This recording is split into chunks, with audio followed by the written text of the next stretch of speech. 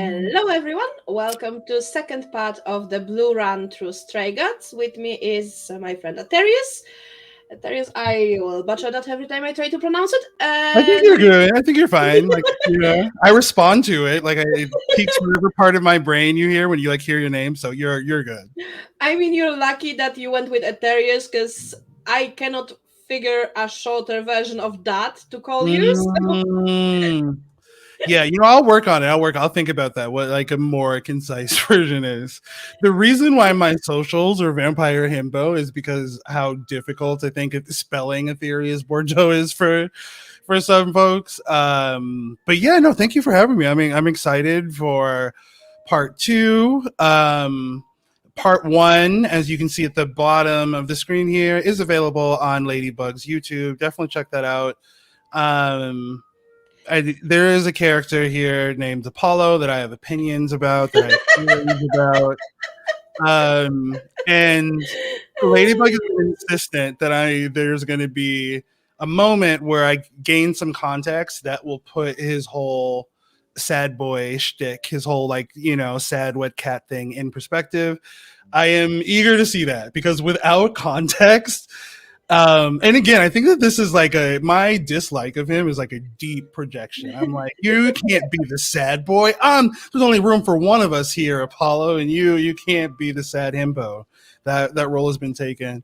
But yeah, no, I'm excited. And I also like our lead Grace too. Is Laura Bailey the person who voices Yes. Grace? Okay, Yes. that makes sense. And what I love about the game is that the creators had the balls to hire Ashley Johnson just to kill her within the first 5 minutes. Is Ashley who? Well, A, who's Ashley Johnson, and then B, is Ashley Johnson Calliope? Yes. Okay, excellent. You know what? Maybe should we do like a brief previously on? So if you were just tuning in and you didn't see yesterday, this is going to be I'm going to do my best to recount the events of this. And Okay, Ladybug has played this let's several go times. through the content warnings because now I can do that through the game. Yeah, now we got them visual. Yep. So first off, we have alcohol use in game. We had violence mostly in the first part because we don't have that in the second part. And I'm not sure if I didn't do the name of this. Yep, I did the name for the stream wrong. That's on me. No worries. Let me edit it quickly. Can I? Maybe I can. Yes, I might be able to, because I put in it as a part 1 when it's actually a part 2, and that's okay. The changes should have took effect, so it should. Yep, it's changed. Okay, so going again through the content warnings, we had alcohol use. There was violence in the first part. Shouldn't be much more. Well, there will be 1 point more within game. I think it was more implied too in the first part. We didn't see Calliope injured, but we did. No, but we did see blood, so that's also part of violence. Warning. PTSD content warning. Yes, there is a character who is suffering from PTSD and will be telling her story without explicit descriptions. Fortunately for everyone, but it is in game, and that's a part that we will be headed to today. And there's also death, because yes, there are in total 2 people dying throughout the game, and there's mentions of other people dying or getting killed, because that also happened in the previous part. And there is themes of suicide, and that's really the same scene as PTSD, to be honest. Yeah, I'm glad that you take the time to kind of intentionally go through these, make sure that folks the last thing you want is to be like enjoying content and then you encounter something that so good on you, Ladybug, I say, for taking the time.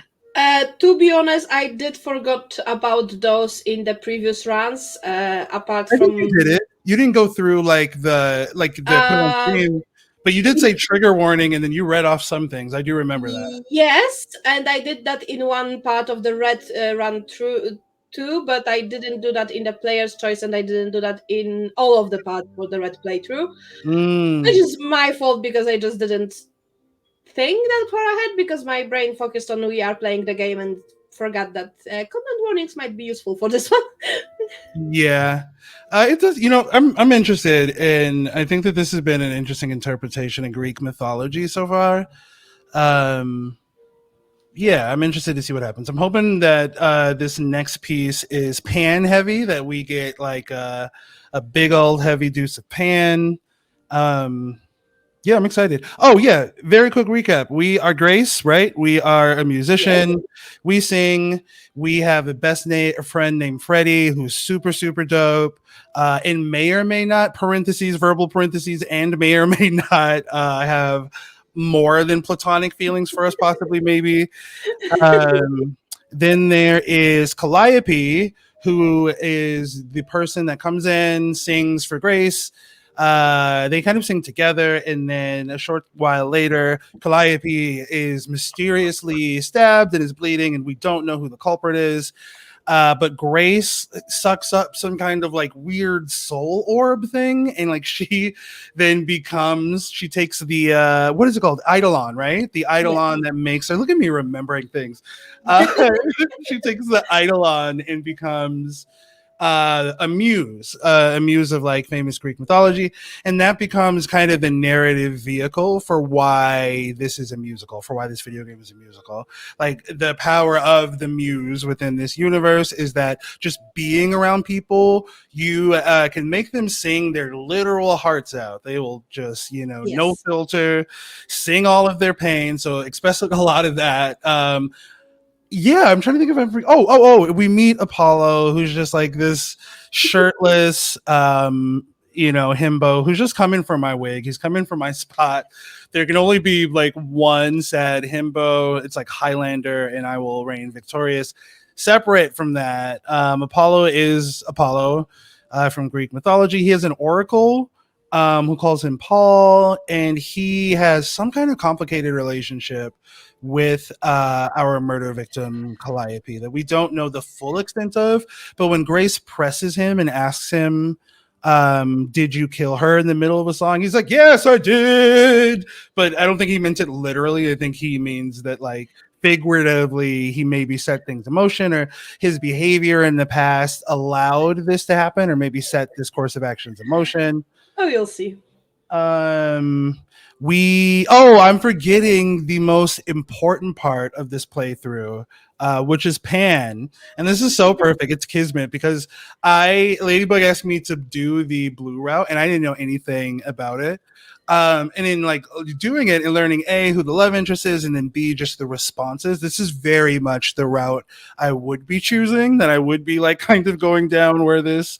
So this is super fun. So we have Pan, trickster god. He's hot. He has glasses. He's kind of like dressed a little bit like crazy. Um, Everybody in this game is so fucking cryptic. It's insane. Like no one can tell you anything straight. You get these little kind of tantalizing tidbits of information. And yeah, Pan is helping us ostensibly. We had to choose in a bizarre moment, had to choose between Freddy and Pan, because Freddy kind of presents Grace with an ultimatum. It's me or him, which again seemed like a huge escalation. But I then think Freddy it's good. still sticks out with us, so we're fine. Right. I feel like that is what am I missing, Ladybug? I feel like that's the We what I also had want. to choose between Apollo and Persephone. We settled on Apollo because there's one thing that we will be only able to do with Apollo on our side, Yes. Okay. I and remember that. only when we are going with the blue trait. And so that's why. But also, we will then be doing probably somewhere next week a green playthrough where we will stick with Persephone because we will be romancing Persephone. Yeah, I'm interested to see what I her am whole so interested to see universe. your comments once you know what's happening in this game and you're going through it the second time. Mm-hmm. Let me My see. only pain is that since we're going the blue and later the green, you won't get to hear my favorite version of one song because that one happens only on a red one. Hmm. But after we finish the blue playthrough, you will be safe to listen to it or something. So, Yeah. We can like watch it on YouTube or something. for example, okay, so let's maybe start. Boom. Yeah, let's get this thing going. I'm just making sure my phone is on mute.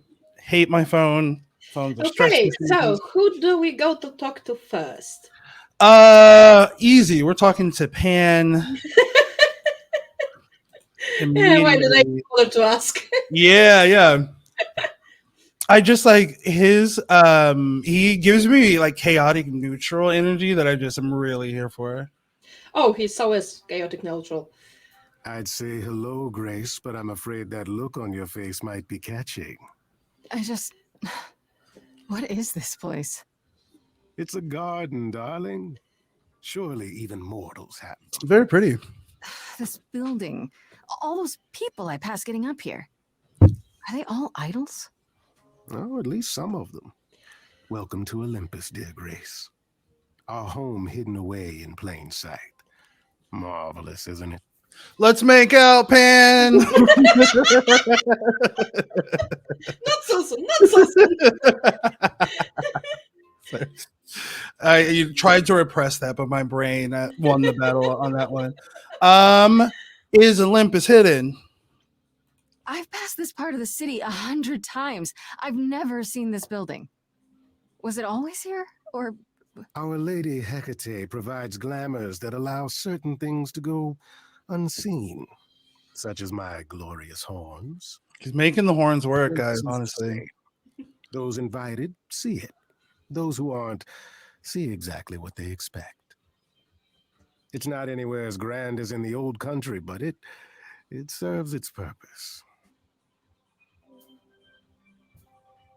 This isn't grand? I don't know, Pan. Olympus seems pretty grand to me. As if mortals would know any better. Mm. This isn't the first time you've been here. I'm sure Hermes took you to Athena's dreary office. Yeah, it sucks. Here? Huh.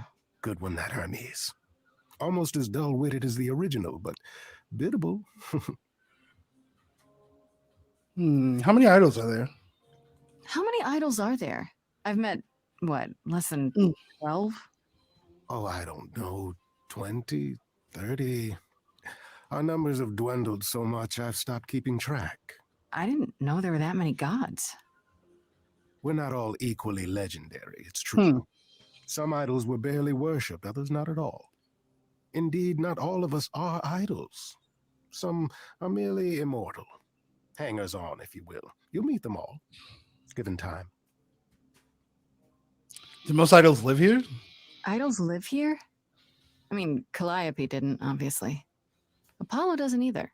One must have special dispensation from Our Lady of Wisdom, Athena, before they can take up a private dung heap like Apollo's. Am I gonna have to give him my apartment? That's rather putting the cart. Sorry, my Xbox just started playing the Danganronpa soundtrack out of absolutely nowhere. I need to stop. It's like distracting me. Give me like 2 seconds. Okay. You asked me to meet you here? I did.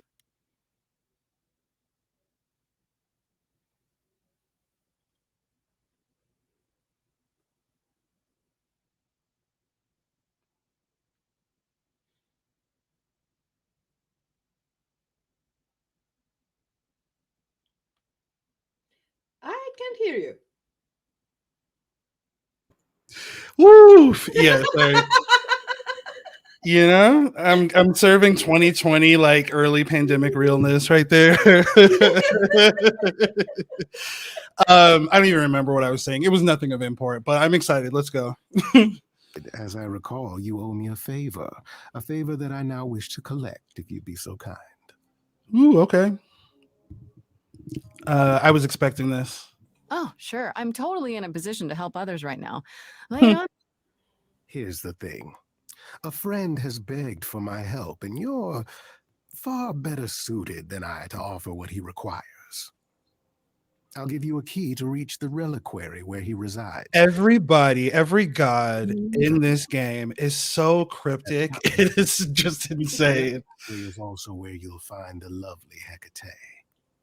Not one character has ever given us information that was the entire picture of what they know. Like everybody seems to be sitting on information. It's frustrating. What kind of favor is this? This person I'm to help. What does he want? And why can't you do it? Well, Grace, there are some things you're better equipped to handle than I. This, as I understand it, is a delicate matter of the heart. one that requires a muse's hand. A matter of the heart. What, did you think I was sending you to rough someone up? Set something aflame? Don't be absurd. The man has an issue with his love life. Even if you can't help him, I'll treat the effort as worth the favor.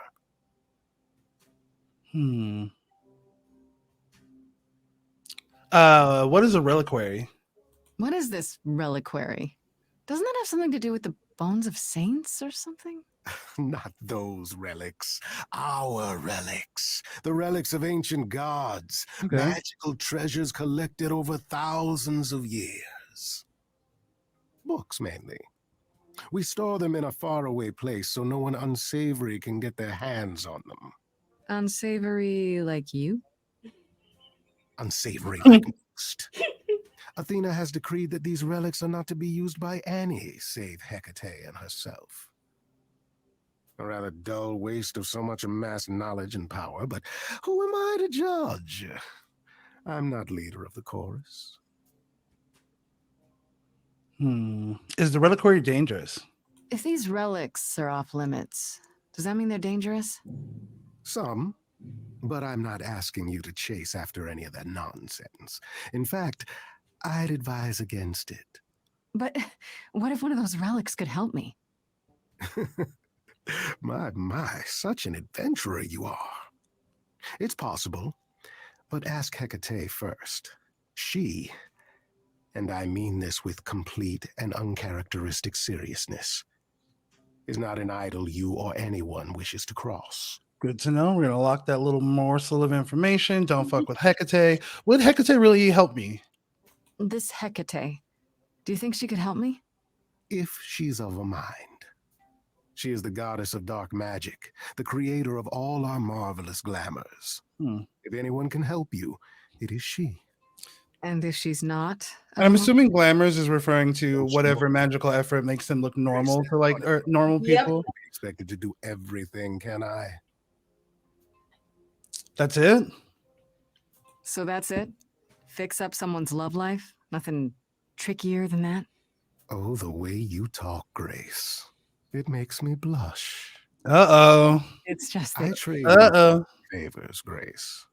If I didn't, no one would want to do as I ask, and then where would I be? I may seem untrustworthy, but allow me to reassure you. If I wish you harm, you will walk into that harm knowingly and with open arms. Well, we are romancing him. Yes. Talk me into anything? Anything you would enter into willingly and with eyes wide open, which covers a great deal. Yes. Oh, shit. Oh, snap. I find consent wildly attractive, Grace. Okay. Consent king, we stand. I'll consider it. But no promises. Marvelous. The gentleman you seek is named Aetherius. Lovely fellow, quite harmless. I'll send a package to your domicile that contains... If someone introduces you to someone new and the first adjective they use to describe them is harmless, that is something wherein you want to ask some follow-up questions because you felt the need to flag the Okay. Don't worry. That just tells me that that gauges your knowledge of Greek mythology. You don't know who Asterion is, right? Nope, we're gonna find out though. You'll see. And then you will understand why he decided to tell you that he's harmless. Okay, let's see this guy. I said no promises. Well, if you decide to go, Grace, you'll still need all those things. Say hello to darling Hecate on my behalf, will you?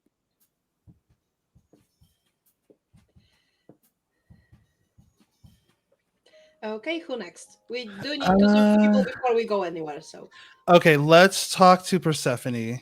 Yeah, I feel like in your heart, Ladybug, you knew the order in which I was gonna go through these. Yeah, although Persephone won't be a long conversation. As I recall, Grace, when I said stay or leave, you chose to leave. Oh my God. It wasn't clear. I don't give second chances.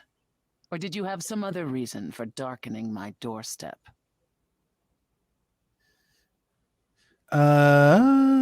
I am definitely not fucking apologizing for Apollo. I wanted to see you.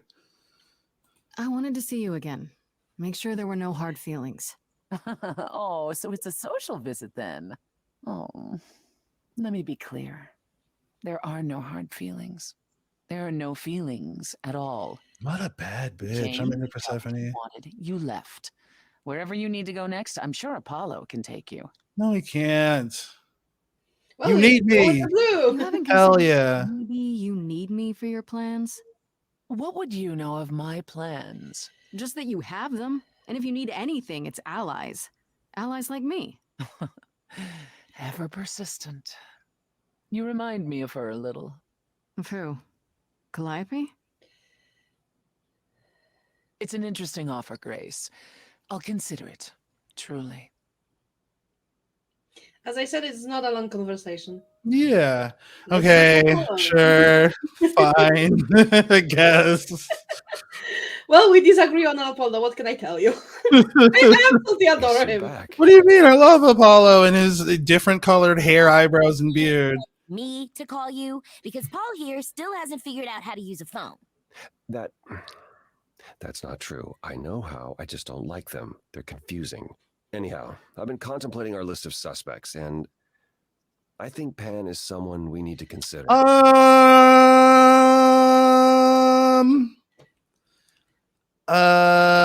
Hold on. What's this about phones?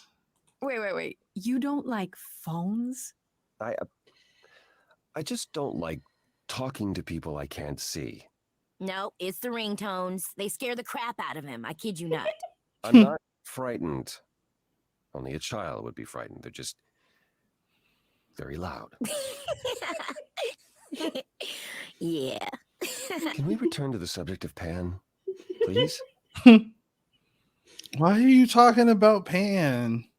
I thought you discounted Pan. Oh, Pan. I thought you'd rejected him as a suspect. Persephone did, but I've had time to think it over. Pan is a schemer, a traitor in favors. He always has been. His sudden appearance in all this cannot be coincidental. You think he could have killed Calliope after all? Perhaps. What evidence does he have for this outside of the circumstantial? It seems like Pan would do He this. knows more than he pretends. We'll I see. actually went to see Pan at Olympus. I guess that wasn't such a great idea. Spoke to him again. Already. Yep. Third time. And he was wearing a goddamn shirt. He wants me to repay a favor by helping someone at a place called the Reliquary. The reliquary? And why would Pan send you there of all places? I don't like the sound of that. This is cringe, and I feel like it's gonna come up anyways. It's gonna see, but I'm like drinking a Prime right now, and I just want to publicly denounce both Logan and Jake Paul. Just I want to balance it out. We can continue. I felt like that was worth a disclaimer. Pan seems harmless. I wish there was a mind your business option. I don't know why you're so suspicious. He seems relatively harmless. Relative to what, Grace? How much do you really know about him? More than I know about you, shirtless McBroodgy. Aphrodite is holding a party of sorts, one you should attend. She is closest to Pan. Ooh. Indeed, she knows almost all the idols. If anyone is up to something, she's bound to know. What kind of party is this? What do you mean by a party of sorts? Right. I'm always down for a party, but It's more of a remembrance than a This party. is what I'm saying. Everybody is so cryptic. that's Nobody will ever talk to you straight. Everybody is just so vague Nothing in their language. There's always just like a little bit of information they're dangling like a carrot on a stick, where it's like, God damn it. Okay. I Why would can't say you get talk- Why can't you talk to Aphrodite? You know Aphrodite better than I do. Can't you talk to her? Well, talking to Aphrodite isn't something anyone does with much success these days. Well, if that's the case, what makes you think I'll get anywhere? There's a standing invitation for the Muse to attend this party. Calliope never went, so Aphrodite will be thrilled to see you. Trust me. If I thought you couldn't get her to talk, I wouldn't suggest it. Okay, I'll go. Eventually. Perfect. I will see you there. Paul, you should see this. The names you wanted me to look up are getting weird results. I don't doubt it. I was hoping you could. Get over here! No worries, Paul. I'll see you later. And Okay, well, I want to also- know what happened there. That little plot thread. What were the names? What was found? But no idea, and another you clue. won't get that information, unfortunately. Two things I will say is that, yeah, the fact that Apollo didn't tell you what this party is about is literally because it's gonna be easier to see it than it is to explain it. Mm-hmm. And also, I would advise to go to the reliquary before going to the party, because reliquary will give you information that you can then use at the party when Ooh, okay. you get to getting help. Yeah, that's kind of what I was thinking. Anyways, let's do it. Okay, you're gonna love the reliquary. Yeah. I can already tell you. I love it. It's my absolute favorite part of the game. Interesting. I want to. It can. Wait. Where the fuck did Freddy come from? When I opened that shipping container, I was expecting, I don't know, rats. Yeah. Instead, we have. Where the hell are we? It's hard to say. Weren't we going to some kind of library?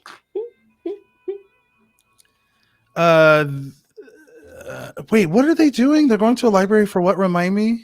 They are going to the reliquary because Pan asked you to help somebody with their love life. Oh, correct. And also, that's where Hecate is.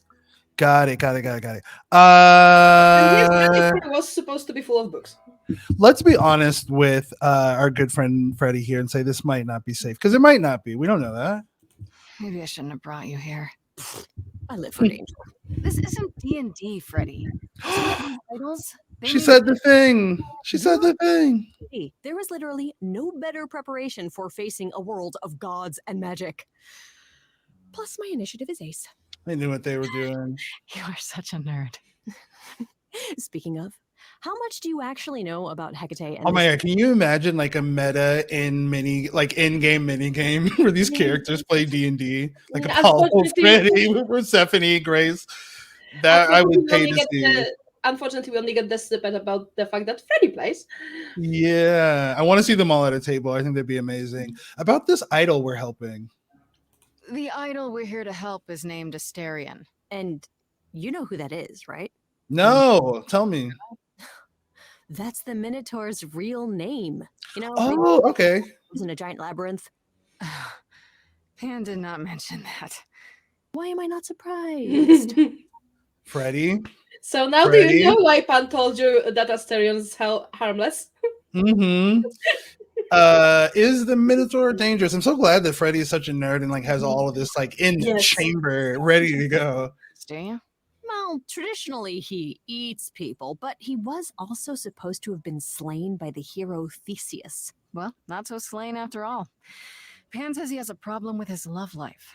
Maybe he needs to stop eating all his girlfriends? Okay, I knew that sounded wrong the moment I said it. Tell me about Hecate. Do you know anything about this Hecate? It's not a name that rings bells. I feel like I've heard Hecate, Queen of Witches. Oh yeah, look at that. I knew a singular fact. Yeah. An outsider, lived alone, off in our little corner of the underworld. Do you think that's where we could be? Oh, that is so cool. Oh, I bet knowledge is important to her. It could be an angle if you talk to her.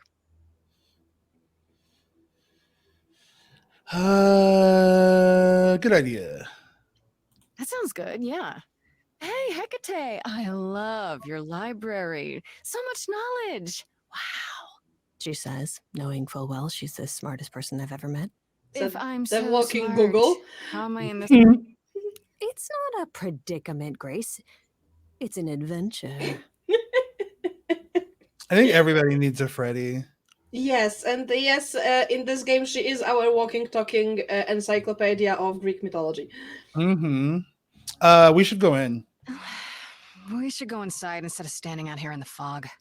She's giving me Big Watson from Sherlock Holmes. Full of monsters.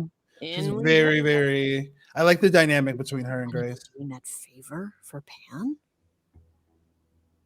I'm interested in the relics. Yes, it's the book. The reliquary is what I'm really interested in.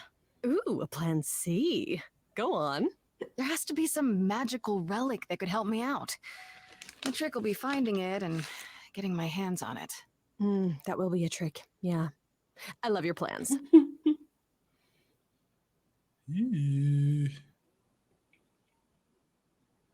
Oh shit, dude. What the fuck? Oh my gosh.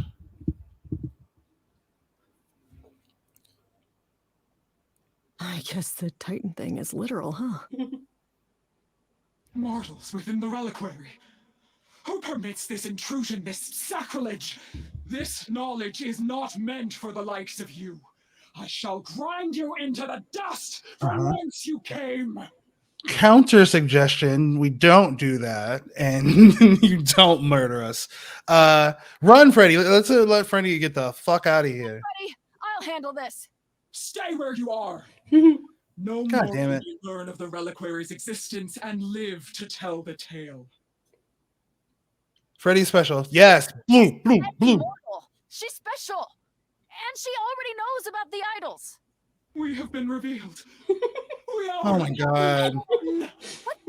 No, not undone. I swear, I can go if you want. I will. Not a single god in this game has their shit together. Nobody has Give her their a shit together. second. Give her a second. Like the great library of Alexandria, which, was destroyed, and one of the greatest tragedies of human history.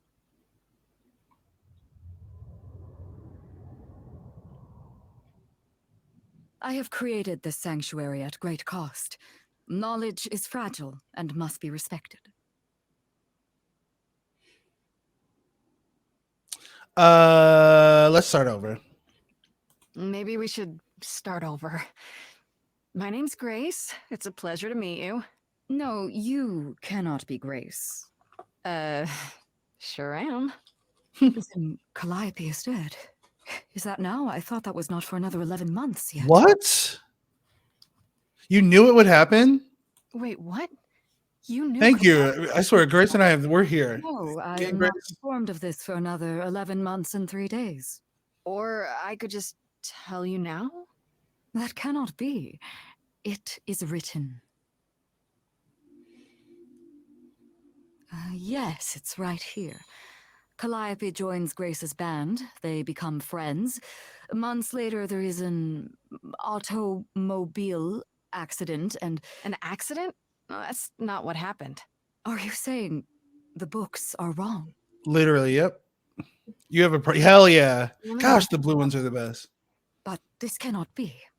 The sooner you accept that someone, somehow, screwed up your magic books, the sooner we can get on to figuring out what happened. Uh-oh. You will explain. We will both sit and you will explain. There will be tea. Mm-hmm. I absolutely love Hecate. Curious. It is clear something unanticipated has occurred. Something... Sorry, guys. I have like work from home neck, and it's like... Is that even Oh. possible? It is, but I must follow the threads back to their source to find the origin of the deviation. It may take years of research. Years? I don't have years. That is unfortunate. If there is nothing else, I must ask you both to leave so I may begin at once. Can't you speed that up?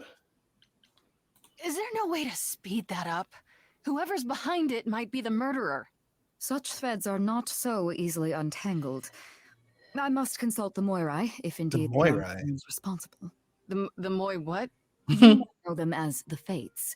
They, or any beings of a sufficiently cosmic nature, have the power to undo the order The of things. Fates. Okay. That does not sound good. Certainly not. They are also not beings I can summon at a whim to solve your mystery. I am sorry. Can't I meet Asterion, dude? Actually, I came here to speak to Asterion. If, he is here. A visitor for Asterion? How strange. Rude. No, he doesn't get many visitors. Neither does she, actually, so. Oh, are we doing guests? Is that a thing? No. Wow. Oh, do we have a British Minotaur?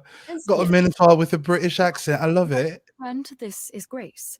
She is our muse from the line of Calliope, and it is she who asked for you. Can we talk? Hi there.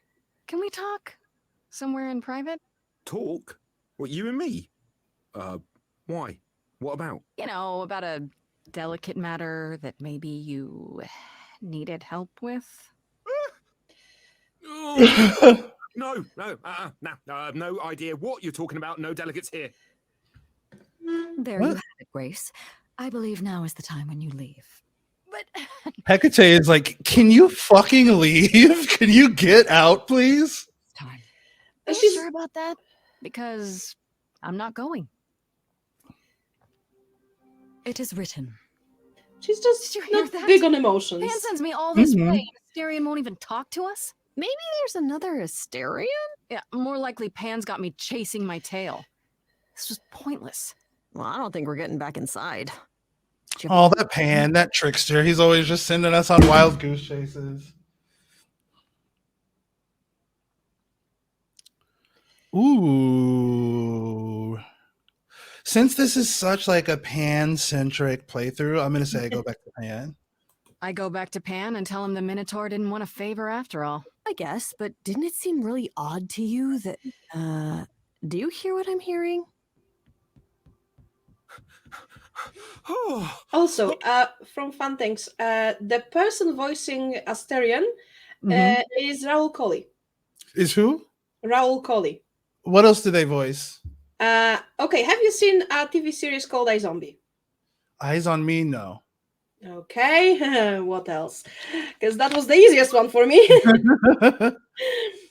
Let me do a quick Google. Yeah, you were mentioning that this has like a very star-studded cast. Oh, yesterday. yes. God, was that yesterday? Was episode 1 yesterday? I have no sense of time. No, it was the day before yesterday. Okay, that makes sense. So, have you seen The Fall of House Usher? No, but I want to watch it. That is a Netflix show that's like about the like. Have you seen? Okay, because he was in other things from that same director. So he was also in The Haunting of Hill House, Right. Okay. The Haunting of Bly Manor. What else? Jesus Christ! He's You're making staying me. booked. I love that. Love that energy for him. Let's see. He did do voice for the Harley Quinn animated series. Oh, okay. Who did he He- do voice? Dr. Jonathan Crane / Scarecrow. Okay, yeah, I've actually seen that. He does a lot of things. He was also voicing Malum Sado in Warhammer 40,000 Bolt Gun. Oh wow, I just bought that game. That's crazy. Who does he voice in it? Because I'll keep an eye out now. In Warhammer 40,000, that's Malum Kado. Okay. I'll get it from you off stream. Just tell Okay. you that. Yeah, generally the voice cast for this game is fucking amazing. So Yeah, I mean, even just like without knowing their resumes, just through merit of like just like playing through the game, it does have a very strong voice like cast. going through the people, let's see if I will be able to get the list somewhere.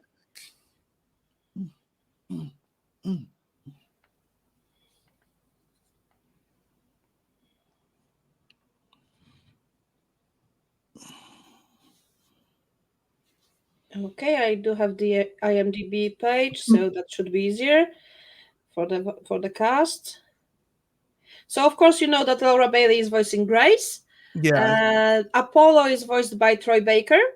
Troy Baker sounds very familiar. What else? I feel like I know him from something. Why does that name sound so familiar? I mean, like half of them are also people who, for example, played on Critical Role. I've never seen that. I need Neither to did watch. I cannot sit through 4 hours of somebody else playing. What else did he do? He was Jonah Hex in Justice League War World, the animated thing. He does some additional voices in Diablo 4, which I know you play. Yeah. What else? Well, of course, The Legend of Vox Machina.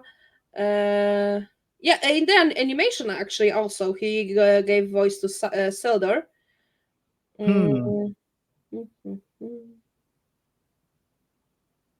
He does a lot of games, so that's also something. Yeah, maybe I've heard him in Diablo 4. There are a lot of very chatty NPCs in that, so maybe he is like. In Batman: The Long Halloween, he was voicing Joker. Oh, okay, nice.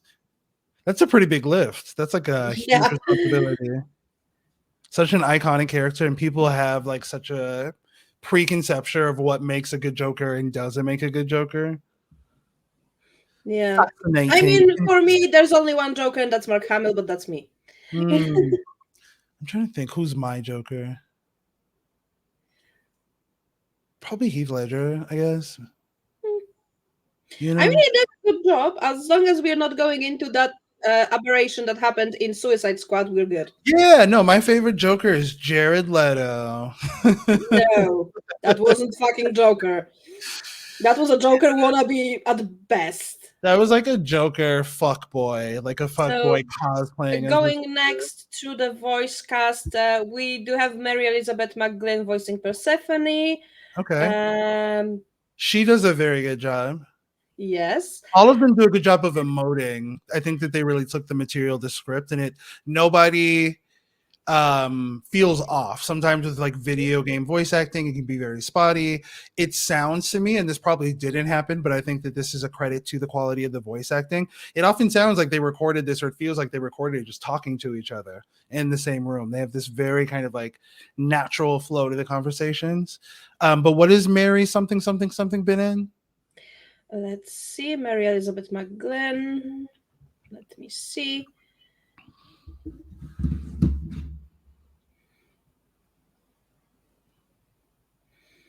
She did a lot of being a voice director for things.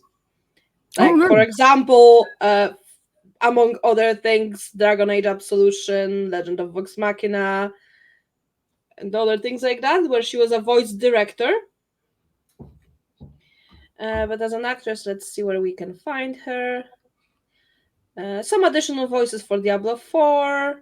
Oh my god, everybody's in fucking Diablo 4, man. What is that? Yes, and half of them were in Legend of Vox Machina and also Critical Role, so... So probably that's how we got all of those people. Legend of Vox Machina, is that an actual play thing? No, Legend of Vox Machina, well, yes and no.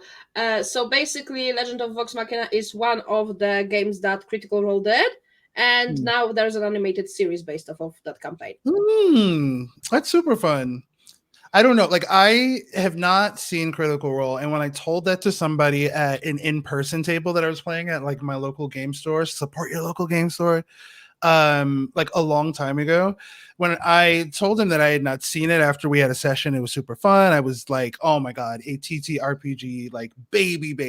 I had maybe played 2 or 3 times, and he encouraged me like not to watch it. He said that that's good, that like it's better that I like have an experience getting to like organically know and figure out my relationship to D&D and which parts of it I like, yada yada, before having it kind of framed in a way.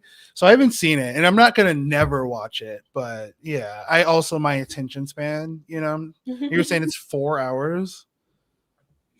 Yeah, the live plays that Critical Role did are usually approximately 4 hours. If you're looking for something around, well, shorter, the Candela Obscura live plays, I think, are a bit shorter than that.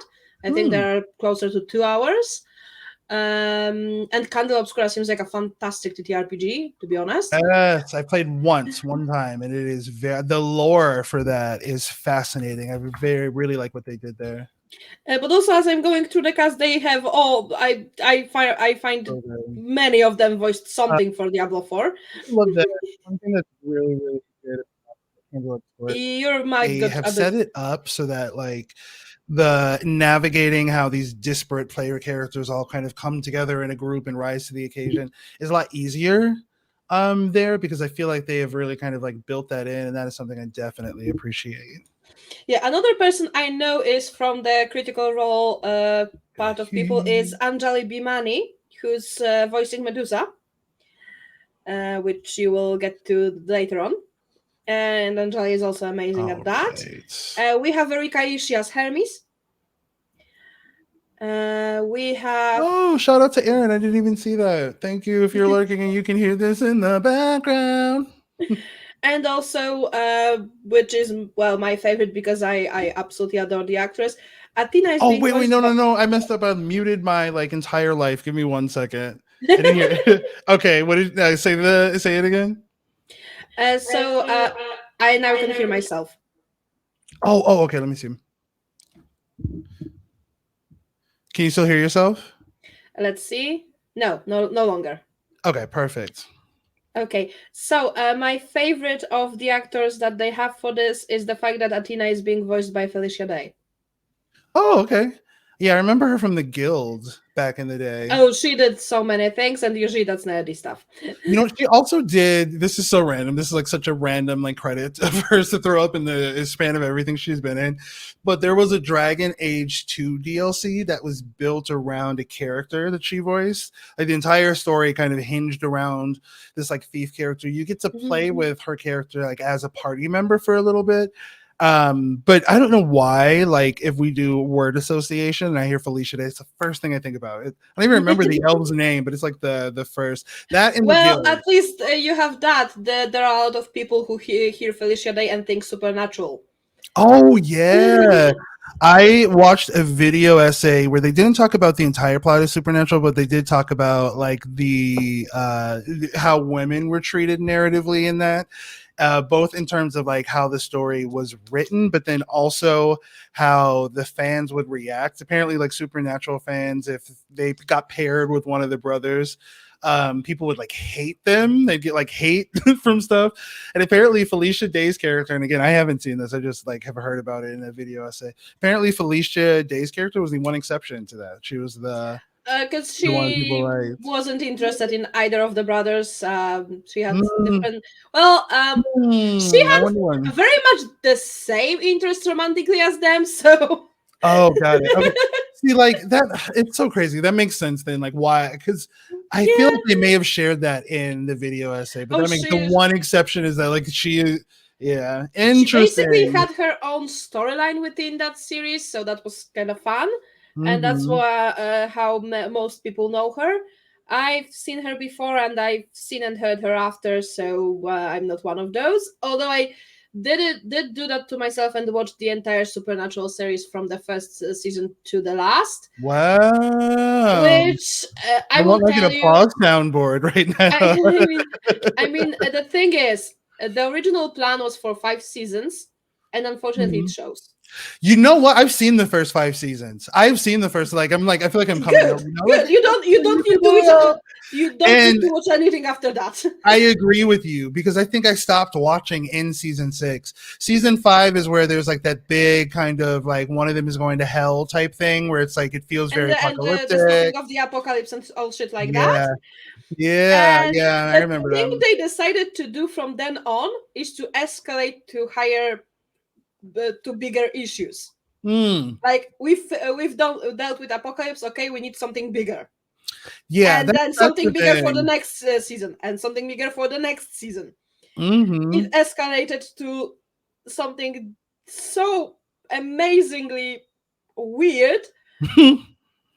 No, it should have ended at that fifth season. I feel like if you have like God as a recurring guest, God is like a special guest. I mean, they didn't confirm him verbally as a god until like later seasons, but yeah. I agree with you. I think that like if you escalate these stakes to the point of the end of the world and like literal eternal damnation in hell, it is very difficult then for you to like escalate. Don't worry, they brought him back. The Winchester brothers died so many times throughout that fucking series. You know what's fascinating is I think a similar thing happened with Buffy the Vampire Slayer. I believe that Buffy the Vampire Slayer, they weren't sure or they wanted it to end with season 5. I won't spoil Buffy the Vampire Slayer. If you haven't watched that world, Ladybug, I don't know if you've seen it, but like in general, it is an amazing show. And there are a lot of people that dislike the 6th season. Actually, I liked it. I thought it was pretty good. But it was a similar thing where like there are people that feel like season 1 through 5 itself was like a contained story. It had a, almost like a 3-act structure within the various like seasons. So yeah. Anyway, let's maybe go back to the game because otherwise we won't finish. Yeah. Okay, let's go. Oh yeah. Minotaur's like running up on us. Yep. Oh, you're still here. I had to run the entire. Oh, that's a long way, isn't it? I'm so sorry. I didn't mean to send you away, all right? I just couldn't tell you, not in front of Kate. Kate? Yeah. Kate, I'll say that. You don't mean... Oh, that is so cute. I heard what you said about Calliope. I can help you. I really, really can. It has to be you. I am so in love with Wait, sorry. 88, like, I'm blank. Who's Kate? Is Hecate Kate? Yes. Oh, gross. Oh, no. No. Please, help me tell her. She's like the goddess of bad bitches, and this guy just doesn't. I don't know if he has the energy for her. We'll see. You're in love with Hecate? Question mark. I'm back to saying the punctuation. You're in love with Hecate. That Hecate. Oh, mate, Kate is. She's just the best. Like, she knows everything. Is she, though? She smells so good. Don't judge a man Like, for she's so his nice taste. to me, and she doesn't even. Oh, we got stuck in the tower together because we can't live in the mortal world. I know I could make her happy. Well, I want to try. Oh, won't you help me? Oh, He's so cute and lost. why not talk to Hecate? Yeah, why can't I'm interested in like why he can't do this himself? Talking to her about how you feel? I take that as a no. I don't have the words. I've tried. Every time I end up knocking over a table or killing a cat or talking about how sometimes meat has that grisly texture I don't like. Who among us hasn't had a whoopsie and killed a cat? It was a small cat. I panicked. I'm just not good at words. Right? Really not good. Yeah, I can vouch for him. He's terrible at words. Why Kate? Yeah. Do they call Hecate Kate? Off topic, I know, but I have to ask. Sometimes she has to go into the mortal world for a short time and do things for Athena. Uh-huh. I don't know. I think Athena is a sussy baka. I don't know if I've expressed that before, but major shade towards Athena. She gives me like sketch vibes. She should give it a proper name. And you suggested Kate? Yeah, she really liked it.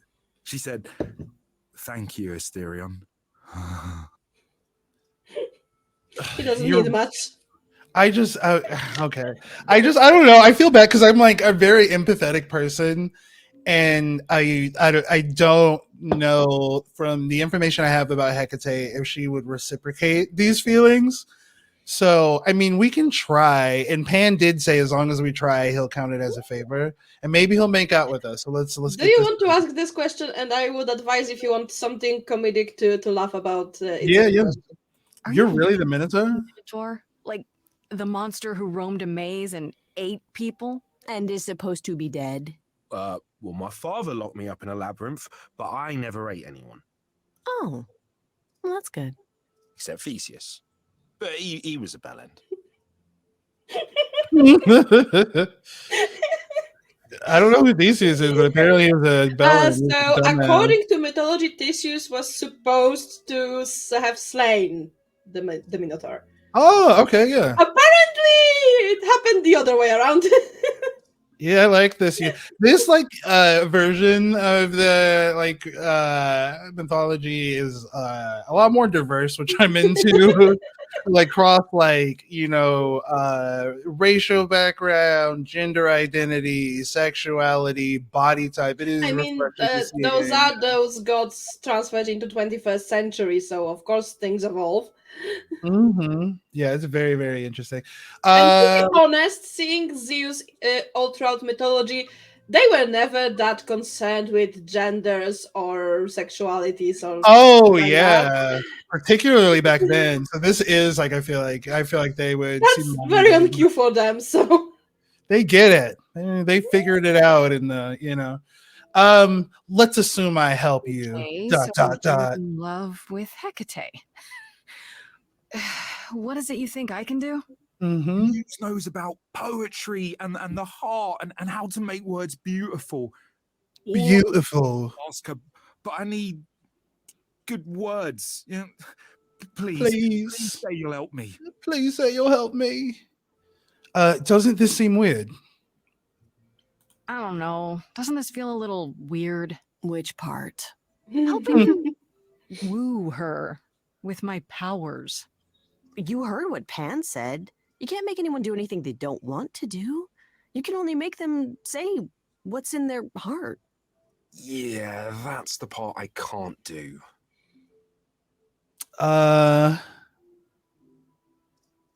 What if she turns you down? Hecate might say no. You know that, right? Well, she probably will. I mean, she's Kate, and I'm me. But just Well, if you don't think like, I'd like to be able buddy, to. I need you to step, your sense of self-efficacy up. If you don't think this is going to succeed, it's not going to succeed. There's no point in doing this. And it's us doing the heavy lifting. So I need you to like buck up, gotta buckle up, and be ready to sing your heart out. Turn, right? Athena made Kate swear she's not allowed to say anything about what happens at the tower. But she never made me swear. Maybe she never thought anyone would ask. But I'll tell you, even if Kate doesn't like it, We're like affording him a level of trust because he is just offering like vague the idea of information. He's like, I may tell you something maybe about yada yada yada. I love this game. I love mysteries, and I love that every fucking character in this game has their own agenda, is only going to tell you like 10% of what they know. And Grace feels like being thrown around in this like just ocean of power dynamics. It's very interesting. The music? Yeah, but to do what? Oh, leave that to me. I am so excited about this. I can't even stand it. What exactly did you have in mind, Freddie? I'll set up a vibe and you go for it. I'm not great at words. I'm more of a dancer. Just speak from the heart. Be honest. You can do it. Oh boy.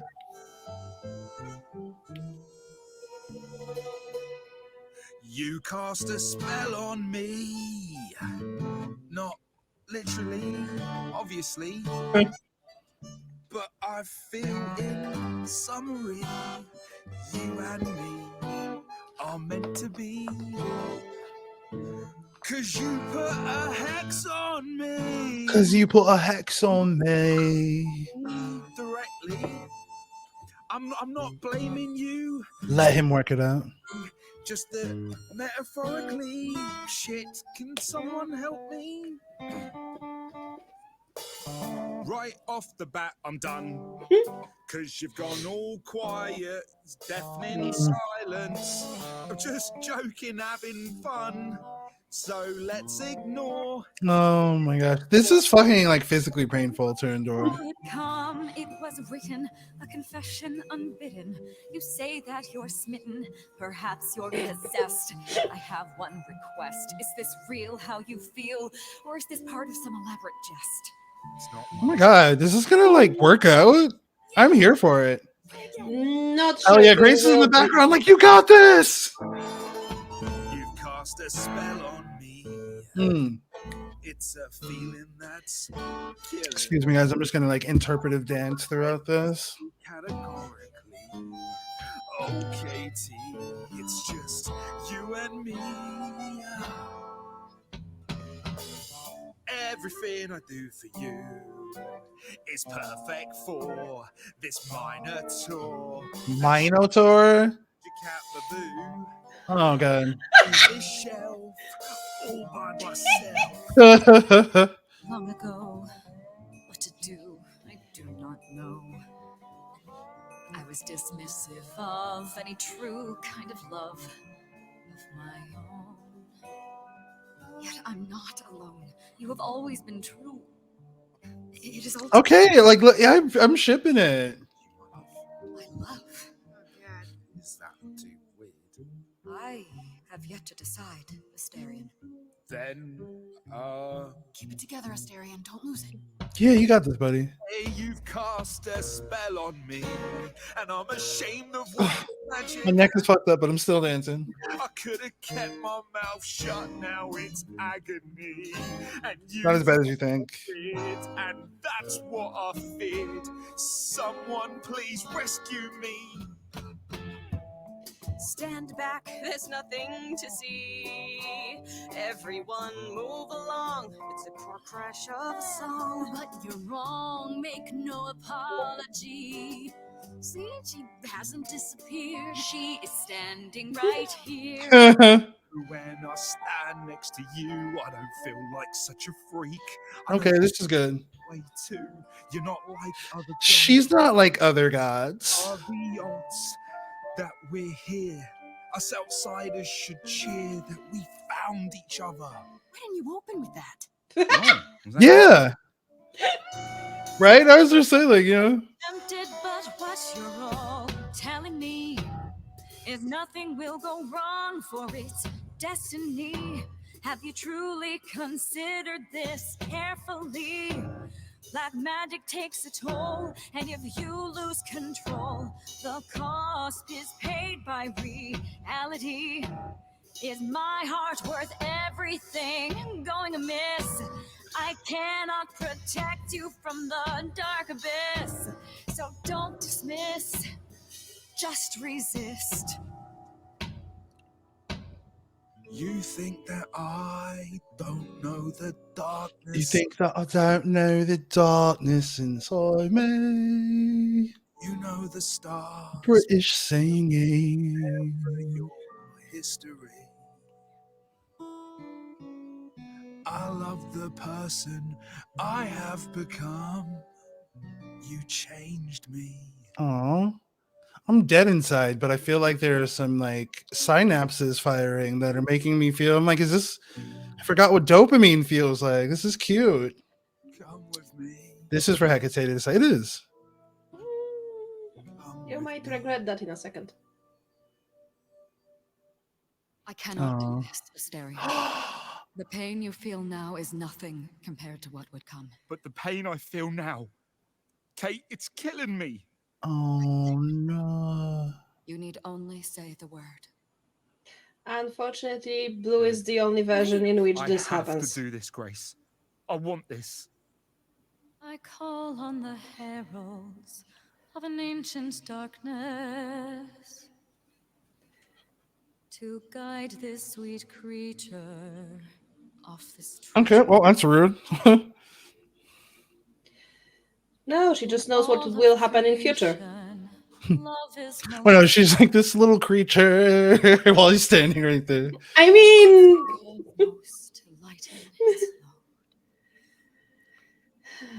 for he may love, but will not be in love. I have conflicted feelings about this. A lie. It is simply no longer true.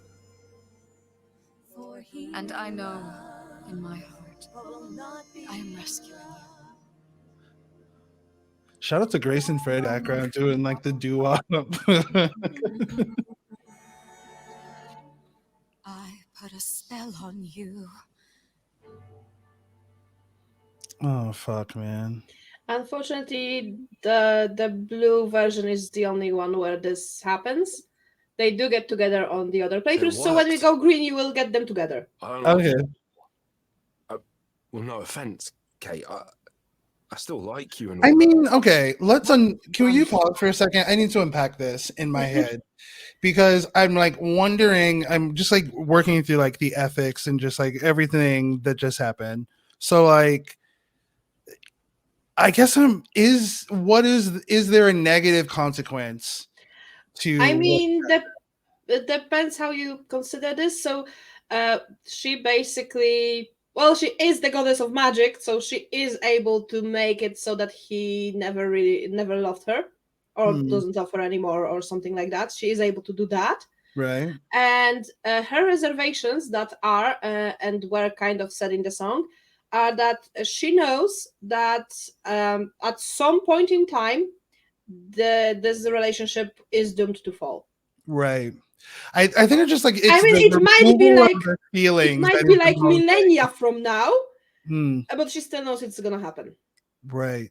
It's like, okay, this is what I'm like exploring in my mind. It's like if you could feasibly, and seemingly right now, and I mean, we'll see with Asterion if there are any like lasting negative consequences from this.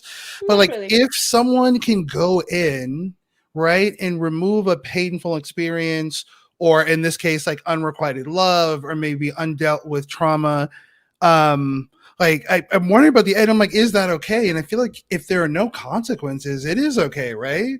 I feel like we are told to like, stick it through life and blah blah blah. But if there was theoretically, and this is obviously a fictional world, a way where you could extricate that kind of those emotions, those feelings that I mean, it's just some would interesting. agree that those emotions and feelings are also part of the experience and what makes us us. Mhm.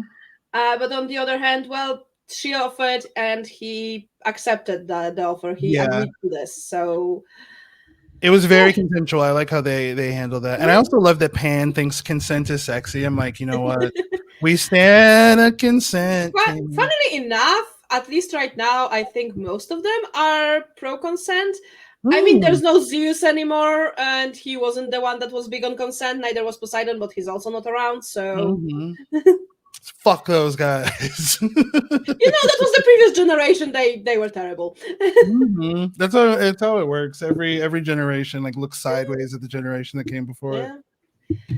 So, Okay, yeah. sorry. I needed to just like unpack that in my brain. I just thought it's like such an Obviously. interesting concept. Oh, you will have more to unpack after Aphrodite's party. I'm Yeah. so fucking sure of it. Especially since I don't know what we will accomplish there and how that will end up, and I'm kind of thinking it might go also not the best way. But hey, we'll see. We'll see. We'll see. I'm gonna play this straight. I'm gonna always go blue, and then I'm gonna answer like from the gut, and from the look for the love and instinct. desire.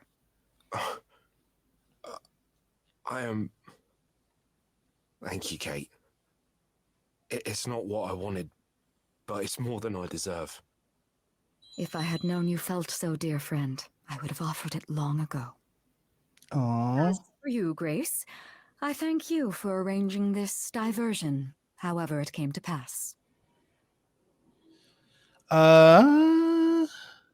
Did you know this would happen? Didn't you know this was going to happen ahead of time? Yes, but it was also written that I would be surprised by Asterian's revelation. So I was. What? Okay, I can't. That's like a Okay, snake so eating its tail thing. So the way Hecate works is that yes, she technically knows everything that's about to happen because it's in her books. However, it is also written in those books that she doesn't know that a certain thing is gonna to happen until that certain thing happens. That's interesting. And Okay. she follows the rules. So she must be doing a great deal of compartmentalizing because she just, okay, I don't know this yet, so put this in this box and open it later. Yeah, I So get that. yes, at the same time, she knows everything that's gonna happen, but also doesn't know because she's not supposed to know it before it happens. Okay, that's fascinating. That's really, Which really is, interesting. I wouldn't want to get lost in her brain because Jesus Christ. Yeah, there's a lot intellectually Wow. to sort through. This game is touching on some like pretty kind of like existential themes. It's very, very interesting. I'm excited to see it keep Those going. are gods, after all. Yeah. I don't know. There's something really. I love the writing of this because I literally had to stop and unpack the removal of the feelings because that is like, you're right. I was trying to think like, why do I have kind of like an aversion to the idea of that? And I think you articulated it really well, wherein it's like, we are told, right, that the pain, the scars, the bruises, the trauma, all of the mistakes we made are part of the human experience, part and parcel, and they make us who we are. But if you could, without consequence, go in and again extricate some of that, like, should you? Is that the best thing for you? I would And say that's up to personal decision. yeah. It just is something I'm like, this game is like taking me back to fucking like sophomore philosophy course. Yeah. Okay. Let's go back in. Weird. It was also, what is the word? Fun. Rarely does revelry find its way into the reliquary. You could help me in return. Sorry, There Freddie. is a way to repay me. I still need to find out who killed Calliope. I fear I am oath sworn to discuss no matters that occur within these Well, halls. can we go outside then? If there are revelations from my investigation into the abnormality, Oh my you shall god. be informed. Commissarian, there is much to be done. I will need my pens, a sample of blood, and you will need to dig up my cat. Okay. Wait for me outside, yeah? Guessing she's bringing the cat back. Yeah. She can do that. I love his British. He's not waiting for me outside, yeah? Over an hour. I'm sure it's fine, Grace. I doubt the Minotaur would break his promise. Say, when I tell you. Whew. You still here? I'm sorry. Kate had a lot to say. This guy's so relatable because of his like inability to run short distances without being exhausting. I'm like, mood, that's a representation of Yeah. you. We'll be kind. Are you sure you're okay? Are you sure you're okay? I mean, she made you fall out of love with her. Sometimes Grace says something that is very much in line with what I'm thinking, This is which makes her a relatable kind of self-insert almost. Right, so I suppose you want to know how Calliope broke into the reliquary that night. Yes, we do. No, we didn't know anything about that. Do you mean the night she died? Oh, well, I thought you already knew. Yeah, the night Calliope died, she broke in somehow. Thing is, we know Thing she didn't is. or even touch anything. I just remember the alarms, and I chased after her. The reliquary has alarms.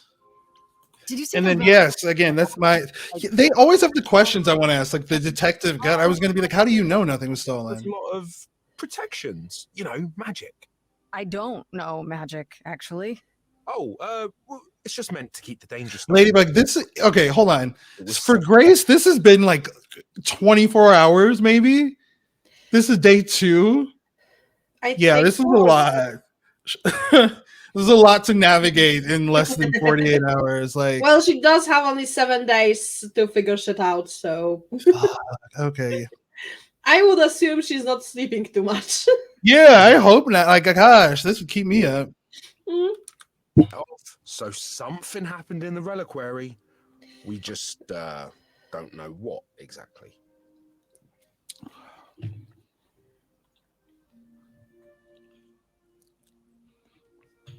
How did Calliope get inside? Those alarms don't go off if someone breaks into the reliquary? They don't detect intruders? Well, normally nobody does that. Well, Calliope did. She got in somehow. Well, she must have snuck in the back way. Where do you think I keep running from? Whatever Calliope did here, it was enough to set off the alarms. That's all I know.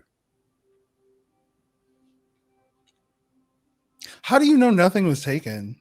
How do you know Calliope didn't touch or take anything? Kate knows everything in the reliquary, right down to the last book. She's been looking, but she can't figure if anything was touched. It makes her so mad not to know. And it made Athena pretty mad too. Interesting. Involved? Yeah, when Kate finally told her, Athena wants Kate to keep investigating, but it doesn't look good. Wait, okay. So Athena knows what happened here. Athena is sketch. She is a sussy baka. Yeah, Kate told her a day or so later, I think. We didn't know Calliope died that night, though. What? Athena didn't mention it? Nope. Not that that's weird. She's she's not the chatty type, you know. She came in all quiet and cool, wanted to know who was here that night and what Calliope might have wanted. She swore Kate to silence. Not me, though. Guess she's not as smart as Kate. You know, it'd be really sad if Asterion fell in love with Hecate again, like after having those feelings removed. That's a fucking bummer. That's like I don't even want to think about that. What kind of relics are there? What relics are there? Maybe Calliope was looking for one, but couldn't find it before. Yeah, that I'm not supposed to say. Do you have the golden fleece, the shield of Zeus, the sword of Damocles? Is it Come suspended? through, fucking Freddy. I love Freddy. know a lot about that stuff. Freddie is the bestie. So it's all real. I can neither confirm nor deny any of that. All I know is that nothing got used and nothing got taken. Yes, as I mentioned, Freddy is our walking, talking mythology encyclopedia. Mm-hmm. The She knows library of everything. Alexander with legs and good fashion sense. Yes. Well, okay, we have only one You question. chased Calliope, but did you ever catch up with her? No. If I'd have caught her, I'd have brought her back and Kate would have gotten answers out of her. All I know is that she was hurt, bleeding bad, but I don't know why. I wanted to help her, but she got away in the fog. Then I ran into Medusa. Wait, what? Medusa? Here? Yeah. Well, she's not normally here. I think maybe she was chasing after Calliope too. How was Calliope wounded?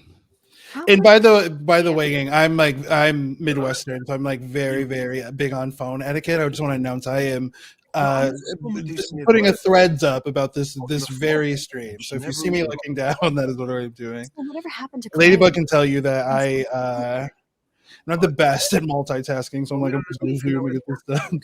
Especially not an idol. So someone else. But they did it inside the reliquary. If so, they vanished after. Why was Medusa here? What was Medusa doing here? She was chasing after Calliope too, I think, but she wouldn't say why. I asked. Seems pretty convenient. Her just out there suddenly. Yeah, that part's weird. I've never seen her near the reliquary before. Couldn't Medusa have broken in like Calliope did? Yeah, but I chased Calliope from the reliquary. If Medusa had been there, I would have seen her. Okay, This that's all I means need to know. Calliope came here the night she died. This is where she was attacked. But we don't know by whom. We know Medusa was here. She might even have been involved. She's super scary, but you know she works. Fucking Athena is involved in everything. Athena said she didn't know about it. That does seem suspicious. If that's all you need, then I have to go. Kate will be so mad if she finds me gone. Good luck, Muse. Yeah, we're gonna need it. You okay there, friendo? Oh, we're not missing anything because we have all the answers, so we cannot go with the blue option. So yeah, we made I'm progress. okay. We learned a lot. Oh, so like if we asked like bullshit questions, we wouldn't have gotten the information like we did? Medusa. Sure. If only I knew where to find her. One thing at a time, Grace. You'll figure it out. I know you will. I guess so. Next thing is to go back to Pan. Tell him his favor is done. What an adventure. Sorry? We're just lucky, Grace. Luckier than you think. You go do what you have to, and I'll meet you back at the apartment. Okay? I mean, to be honest, what was I trying to say? Pan. Never mind. I hope you're No, here. my brain. I don't know where else to look for you. Of course I'm here, Grace. Where else would I Yay! be? The trees and the wild things. I really must thank you, by the by. Asterion is simply over the moon, and he's already repaid me with this select tome from the reliquary. You're welcome. You're welcome. You might have warned me what his love life issue was. What was it? Asterion wouldn't say. You really didn't know? It was exhausting trying to get the poor fellow to admit as much as he did. At any rate, you seem to have worked it out. I trust you got what you needed. More grist for the mill of your innocence, as it were. You knew I would. You already knew I would, right? Oh, did I? Come on, Pan.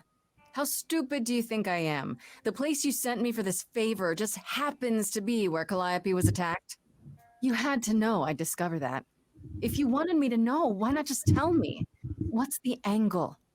Tell me why I shouldn't be suspicious, Pan. You have no reason to be suspicious. I know nothing of what happened to Calliope at the reliquary. I suppose the question at the heart of this is, do you believe me? Yeah, you're enjoying this. You're enjoying this, aren't you? This tit for tat, back and forth. I'll enjoy it if you're enjoying it. Oh shit! Oh my, aren't you a delight? Even if you haven't answered the question. Oh, Grace, and I never shall. If you're looking for innocence, however, well, I'm afraid that's one thing I cannot. Pan is like doing it for me. I love that. That was a good line. And I'll do what I do, and we'll see where that takes us. Somewhere good, I hope. I hope it's somewhere good. Loving you, Pan. Oh, my. You do know how to spoil the mood, don't you? If I can make a suggestion, live the high life. Throw caution to the wind. That's your suggestion? And why not? It's the same as when I first met you, Grace. You can enjoy being an idol. Simply follow my lead. Why not? Yeah. Yeah, we could break up with him right now. Why not? Oh, snap. Wow. This is why I like you. Such a sense of the inappropriate. And now you get the first time of a romance song with him. It is an ugly business living among the gods. You'll always twist an arm, even if you're trying not to. And so I say, let's do it. The world, it needs that guy who is prepared to move the pieces in from every side. All of the world's on the edge of a knife. So I choose partying. There's no need for strife. I love the nihilism of it. It's like the world's gonna end. Fuck it. Woo! Only so much of your life's in your hands. Haven't I helped you? The rest is chance. So come on, let's have this dance.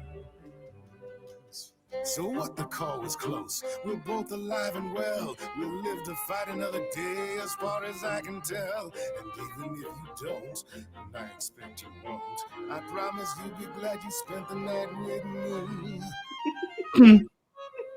So dance, little Gracie, come, won't you dance? Only so much of your life's in your hands. Haven't I helped you? Rest is chance, so come on, let's have this dance.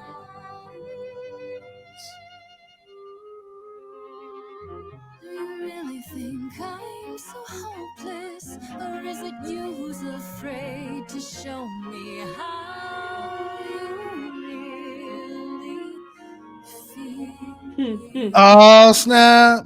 You can play this game. Oh, don't be like that. I will get. Pan is very forthright about his shadiness, which is refreshing. True.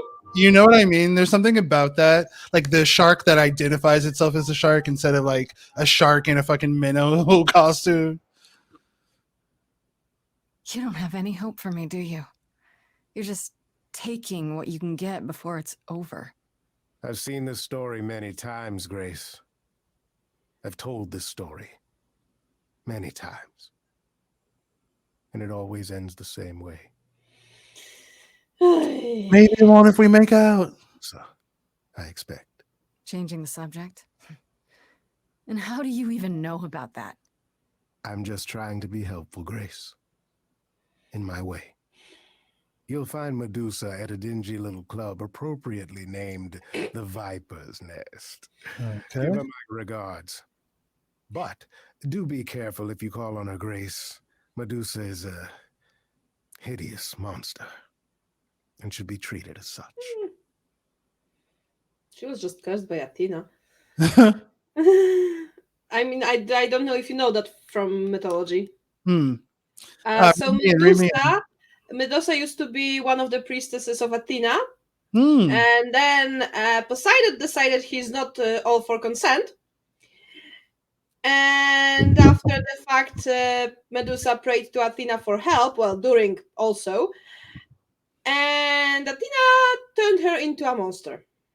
Okay, and if she stares at you, you turn into stone, and she's got the Yes. snake heads and etc. Yes. Okay, thank Yes. you. You're giving like And, real life and Freddy both right now, and I the appreciate snake it. and both the snakes for her and turning people to stone is what what Athena did to her. Got it. Okay. For the fact that Poseidon didn't ask for consent. Yeah, we don't stand Athena. Oh, no, we Athena don't. No, we is don't. No, we very don't. sketch. So I also don't stand Aphrodite, but that's me. we'll see. We'll see. I'm excited to go to her party, Okay, but so maybe short thing about why I don't stand Aphrodite and I did it before the game, and you will see probably during the party why I still don't. Aphrodite, the goddess of love, was married to Hephaestus, the god of the smiths. okay. However, he wasn't conventionally good looking, so she was cheating on him with Ares. Okay. And Extramarital drama. I love it. Hephaestus was in love with her, over the moon in love with her all of the time. He was absolutely forgiving about the fact that she was constantly cheating on him with Ares. Well, he got his leg busted because he tried to challenge Ares, and that didn't go well. But he was still very much in love with her, no matter what she did. She just never reciprocated those feelings. Got it. And, Okay. This is God. It's just so. One so thing of note: Hephaestus was the only deity I know that never caused any problems. Okay. He was just a good Yeah. guy, working in his fucking forge, making weapons, not bothering anyone. What about Hermes? Hermes, like they seems cool, right? Oh, Hermes is a trickster god. Yeah, I'm into that. I like that is my brand of Hermes strawberry is jam. I love that. basically, I mean, okay, Pan also is a trickster god, but of a different variety. So Hermes would be probably the closest thing Greek mythology has to Loki. Okay, yeah, I'm into that. I want you to like But take me to a also, coffee shop and try to trick me. they are also the messenger deity. So they were the ones transferring information between deities and shit like that. But very much a trickster deity. Interesting. Okay. Okay. And Pan should have goat legs because he was usually a satyr. Yeah, he's mentioned his hooves before, but I'm like, we Known can work mostly for chasing the dryads and nymphs around. Yeah, it's interesting to see how much of the source material remains untouched from like the actual mythos of these gods. And then it's, I mean, this is, this isn't the. Yeah, they didn't go, let's throw the mythology away and write our own. No, they went, okay, let's take the mythology and build on it. Because I think that you have seen these gods represented in a lot of different media over the years, like the idea of taking these and modernizing them. I think that they're like Dislight the game is about that. There's a ton of stuff. There's a lot of different things that, like Hades I can think of, the comic book The Wicked and the Divine, which I think the name is. I mean, Percy Jackson. So it's super interesting to see this. Okay, all right, so let's keep going. Let's dive back in. No. Don't worry, we didn't break up with him. Don't worry. No. Okay, I believe we should talk to people before we go to the party. Talk to Freddy. I know. First Freddy, then Apollo. Okay. Yeah, Apollo dead last. I know. You always do that. Hey. So what's the news, Miss Muse? I'm gonna feel like a real asshole if I do learn why he's such a mopey SOB, and I'm like, damn, that's because I've been roasting this guy for like 3-4 hours at this point. Do we know who the killer is yet? Not just yet, no. Okay, well, let me know if there's anything I can do. If I have to hustle to become your high priestess, well, so be it. You can now ask some questions. All right. What do you know about the gods? Lay it on us, Freddy. You know about the Greek gods, Freddy. I know my Greek mythology, but what I've read clearly doesn't line up with who they are today, or who they ever were, maybe. Still might be useful. There's gotta be some truth to those stories, right? Maybe. Who do you want to hear about? Pan. Okay. God, let's get out of the way. Just ask about Apollo. What about Apollo? What's his fucking deal? Why is he so sad? Is what the question should have been. Is god of the sun and light, but also kind of enlightenment in general. He's always talked about as this beautiful and cultured god involved with the arts and the muses, kind of a Renaissance man before the Renaissance. He's clearly had a rough time since those days. Well, he was also a giant horn dog, Grace. I can list off like a dozen men and women Apollo has had as lovers, and there's probably more. Weren't they all like that, though? All right, the fact that he is not like a cisgendered, like straight guy has changed my opinion on him marginally. Marginally. Never was. There's like the Don't fact know if that I'm you've learning noticed. about a splash of rainbow. Don't know if you've noticed, but none of them are. Okay, that, he's still annoying, and I feel like as somebody who's queer, he's good representation means that you don't always have like characters representing communities that aren't seen, and they're just like, well, I'm the perfect Mary Sue here to, it's good because there are annoying gay people, so this is true to life. This is this is progressive, but it makes me like he's gone up a level on my He's gonna keep on doing that, don't worry. We'll see.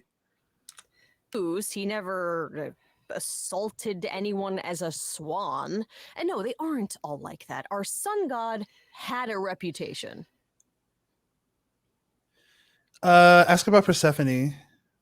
Tell me what you know about Persephone. Honestly, she's the least like her stories. Usually, she's either a victim or just the wife of Hades, or both. And that's it? She was kidnapped by Hades, end of story? Pretty much.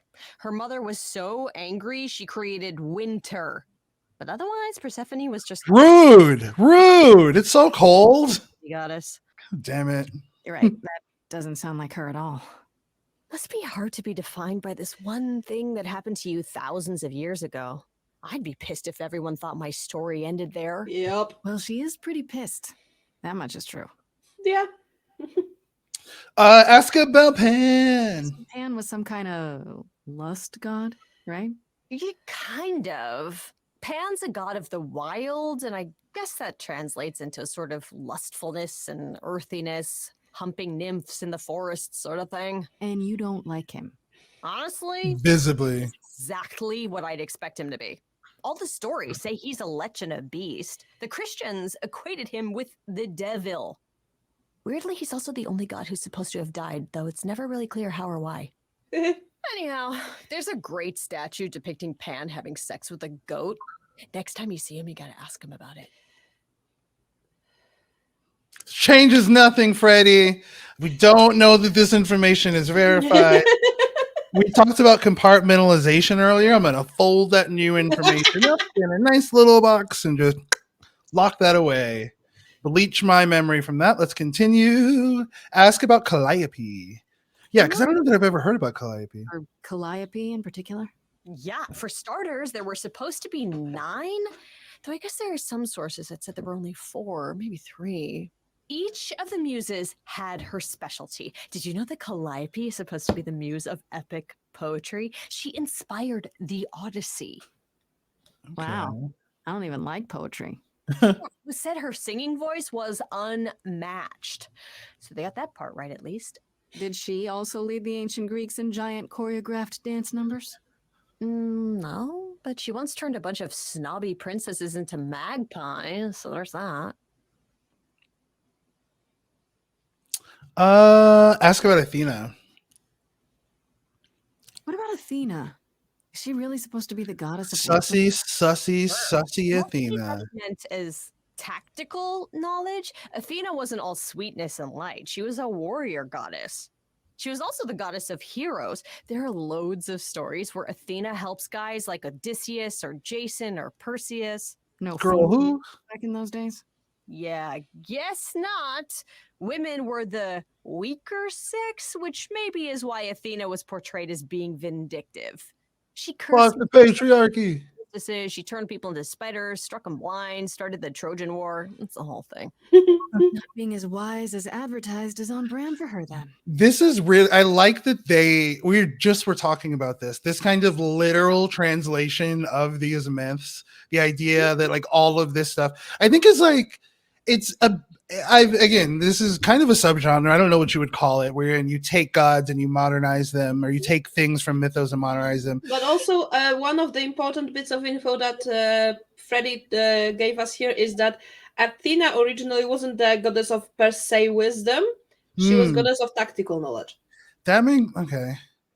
Because she was one of the, let's say it, war deities, along with Ares, where Ares was the god of war in general, and she was the goddess of tactics. Interesting. Yeah, there's the literalism of this interpretation, I think, is interesting, because it is interesting seeing like gods through the lens of like, modern day, but there's something more fascinating about like, well, at least for me, maybe it's because I don't know if I've seen a take that took these legends as literal as this one does. But it's very, very interesting. And I'm glad I have you here to be like real life Freddy to like help me through some of this. I mean, I've also played this game like 7 times already. So. Yeah, which helps. All right. So, do we ask about the idols? Yes. Just how many of these gods are there? From what I've heard, lots of idols live around here. Well, there are tons of minor gods in Greek mythology, hundreds even, depending on how you define them. Oddly, there is never any mention of the word idols in relation to them. Maybe it's like how people worship. Yeah, eidolon and idols seem to be straight gods kind of specific things, right? Do those exist in Greek mythology? Makes sense. Me? I'm more amazed at all the big names missing. Not just Zeus and Hades, most of the Olympians seem to be gone. Makes you think about what's been lost, but also what might still be out there. Ask about other gods. You think there might be other gods out there? Well, there are all those gods the idols say wandered off. We don't know they're dead for sure, right? They could be living it up in Australia. Who would know? And there are all the other mythologies, hundreds of cultures, each with their own pantheon. So what's so special about the Greeks? That only their gods are real, right? All those other pantheons could be living in secrecy, just like the idols. And that means they're hidden from each other, too. Oh, they could be everywhere and no one would know. It's like a whole other secret side to the world. Yeah, that's cool, right? I hope I get to meet Ganesha one day. Or maybe Lakshmi? Oh, Freddy's adorable. Yes. Enough about mythology. I wonder how much of those stories are true. Yeah, it's hard to say. I'm giving you the quick version. There are reams of textbooks out there covering all this, but even they rarely agree with each other. Really? Nothing definitive? Ancient Greece was 3,000 years ago, Grace. Not much information survived all that time, if it was even valid to begin with. So just to make you aware, we are flirting with somebody who's approximately 3,000 years old. Pan? Okay, yeah. here's my thing, and I'm glad you mentioned this because this is like a fucking pet peeve of mine. I feel like I've been sitting on this. Stories like Twilight, Vampire Diaries, wherein an eternal being, someone who has lived think of the oldest person you know, and multiply that. It's just the appearance of youth, and there is something so gross about the idea of eternal beings wanting to date teenagers specifically. That to me is like, I don't know, and I feel like it was normalized, but I'm luckily Freddy's not a teenager. Yes, no. Here they're doing it good because they're adults. It's fine, right? Like everybody's consenting. Still, she's nowhere close to 3,000 years old. But in those others, I've never understood that, and I think I talked about this 2 days or the first episode, where it's like, if you have been alive for fucking hundreds of years, why would you be a high school student? Why would you be within like 50 feet of a high school? High school is the literal worst. High school's hell. I'm sorry. I've been sitting on that. I feel like that. Like I got it out of my system. Let's get back to the game. Yeah. How did the idols say the secret? You know what I find weird? That the idols have managed to remain completely secret all these years. Sure, they have magic and whatnot, but in all this time, nobody's found them out? Athena is that good? Who says nobody has found them out? The way I see it, it's like UFOs. Okay, I have to hear this. So you could have real evidence that UFOs exist and that governments have covered it up and people still wouldn't believe it. Why? Because they'd get laughed at if they admitted it. Imagine the headline: Greek gods exist and are living among us. What website would even run that? They're making some pretty poignant observations. Fancy ones. Yeah, you're right. How are Kaz and Brian? Are these the bandmates? Yeah. What are Kaz and Brian up to? Look at me remembering things. No, I told them you came home, that you're okay, but that you're having a moment. They send their love. Should we tell them, do you think? What for? They have their own problems. Plus, Brian can't keep a secret to save his life, and Kaz is officially homeless. Is he still crashing on Brian's couch? Grace, you do know that Brian doesn't have a couch, right? Just some giant beanbag things. Then where is Kaz sleep?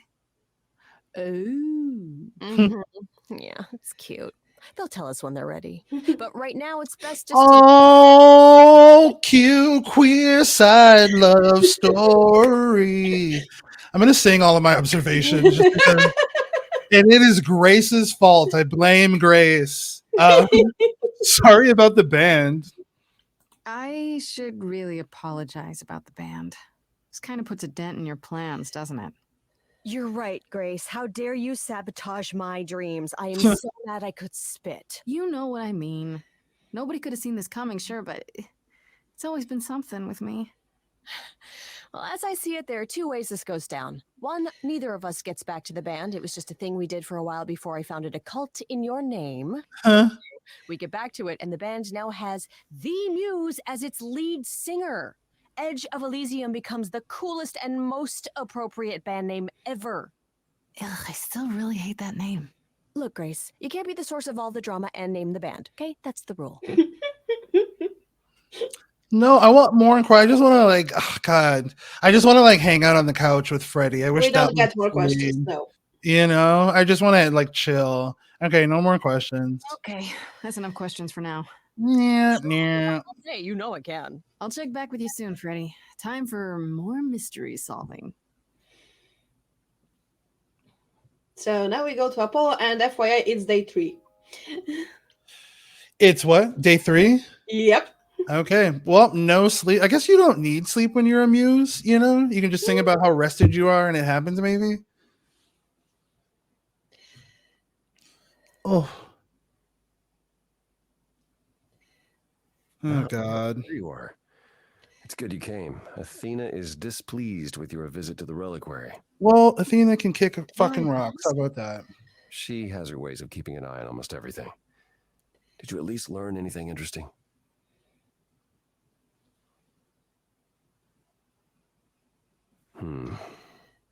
Well, if Hysterion is right, then Medusa was at the reliquary at the same time as Calliope. I take it you intend to seek out Medusa. God, I wish put on a shirt was one of these options. You think I shouldn't? You think I shouldn't? How else will I find out why she was there? I wouldn't suggest seeking her out, no. There must be other ways to ascertain how she's involved. I doubt anything I say could dissuade you, so if you do go, please be extra careful. I will. I promise. Anything else you'd like to discuss while you're here? Oh, boy. I do highly suggest asking him questions if you want to get over your dislike of him. I feel ambivalent about getting over it at this point. If there's evidence produced to the contrary, I'm open to it. But right now, I'm not seeking his redemption because he annoys me. And again, his beard, his hair, and his eyebrows are each a different color, which is so distracting. I want to know more about you, Apollo. I'd like to know a little more about you. All I know is you live in a dump, you have an oracle, and you never wear shirts. I'm not sure what to tell you. One day has bled into the next for so long, I feel like I've been lost in the spaces in between. That's a mood right there. Me with seasonal affective disorder. Actually, music and the arts were once under my purview as a god. How did that get decided? Yeah. You have a big hat full of pieces of paper and you all picked at random? No, we chose them for ourselves. Really? Some, at least. Others were given to us by our priests. We collected godly responsibilities like marbles.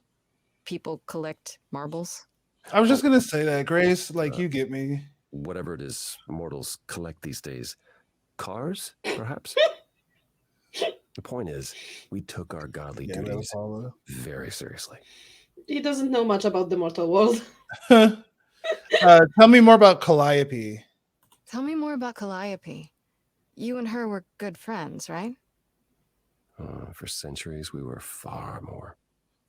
I was the god of the arts, and the muses were my constant companions. We went everywhere together. Can you pause it really quick? I have a quick question about Apollo's power. So Apollo is the god of premonition. What I'm wondering is, let's say he like didn't offer Grace help because, and you said this in the first episode that like in Greek mythology, once there's a prophet, it's set, it's sealed, it is, you know. And Apollo also explained it. Basically, when he gives a prophecy, he pulls at the strings of fate and singles one out. Okay. But when he does so, the other threads vanish. So I'm trying to think if Apollo is okay. So for Grace to be locked into a prophecy, would that happen if Apollo read it or pulled the string, or would Grace herself need to know about it for it to Grace be? herself needs to know about the prophecy to be locked into it. So theoretically, he could, have insight into what is happening or is going to happen, but he is cannot not do telling much. Grace. But he cannot tell her what happens because. Okay. I feel like she would that be they lost. set that up in the first act, and it's just like Chekhov's like random plot. But I'm gonna guess that it comes back. Okay, sweet. Oh, it does. All right. 3 Actually, one moment. Do you mind if we take like a quick 5 minute to stretch my neck? Okay. It's like Sure. We can take so a 5 much minute better. break. Sounds good. All I right, will go to the BRB toilet. team. Yeah.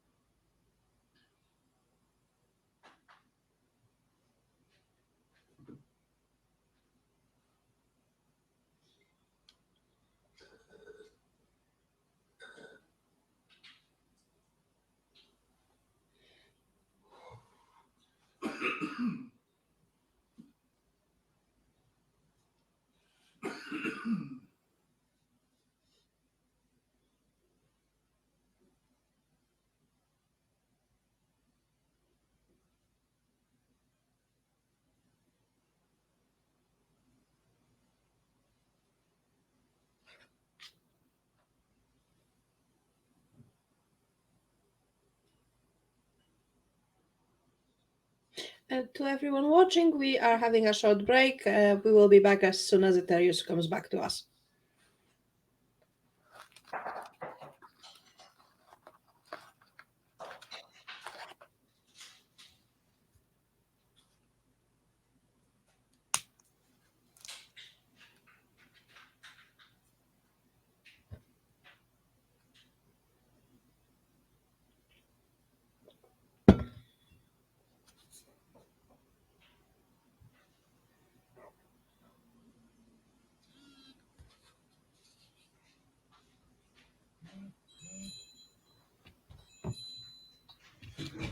Okay, I am back. Yay! So we can go, but I'm going to. I need to be off camera for like 2 seconds, and then I will hop right on. But I don't want to hold up the show. Hold up the show. All right. One thing to establish: how much more time do you have for today? I have an hour exactly. Well, 57 Okay. minutes. Okay, no problem. I will keep that in mind for the game, and we will chat on Discord as to when we will do the last part, because I'm quite sure we won't be able to finish this within an hour. Yeah, that's fine. Well, you know what? Like doing another session is great. I'm happy to like. This is very fun. I was just like reflecting as I was like drinking some water about Your the audio cut whole out. Asterian thing. Like that is like, was that I cannot moral? hear you. Oh, you can't hear me? Oh no! Hello, hello, hello, hello. Still nothing.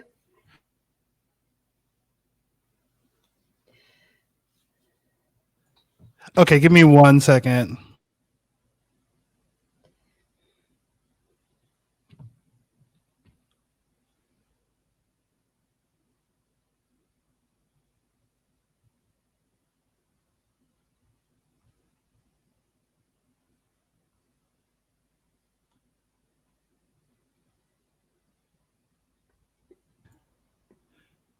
Can you hear I me? still cannot hear you.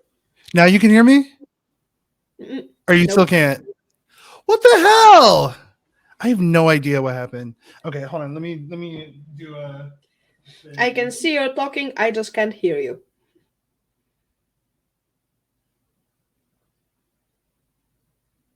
Nope.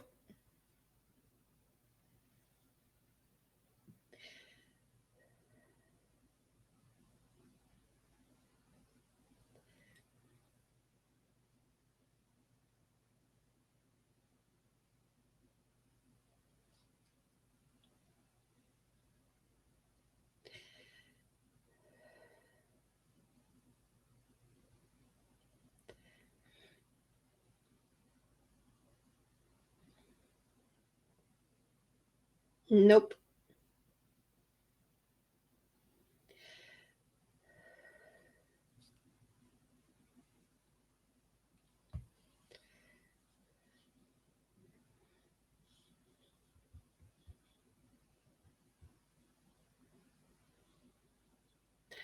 Okay, everyone, we will have a bit of a longer break because Aetherius needs to restart things on his end because technical issues, which happens.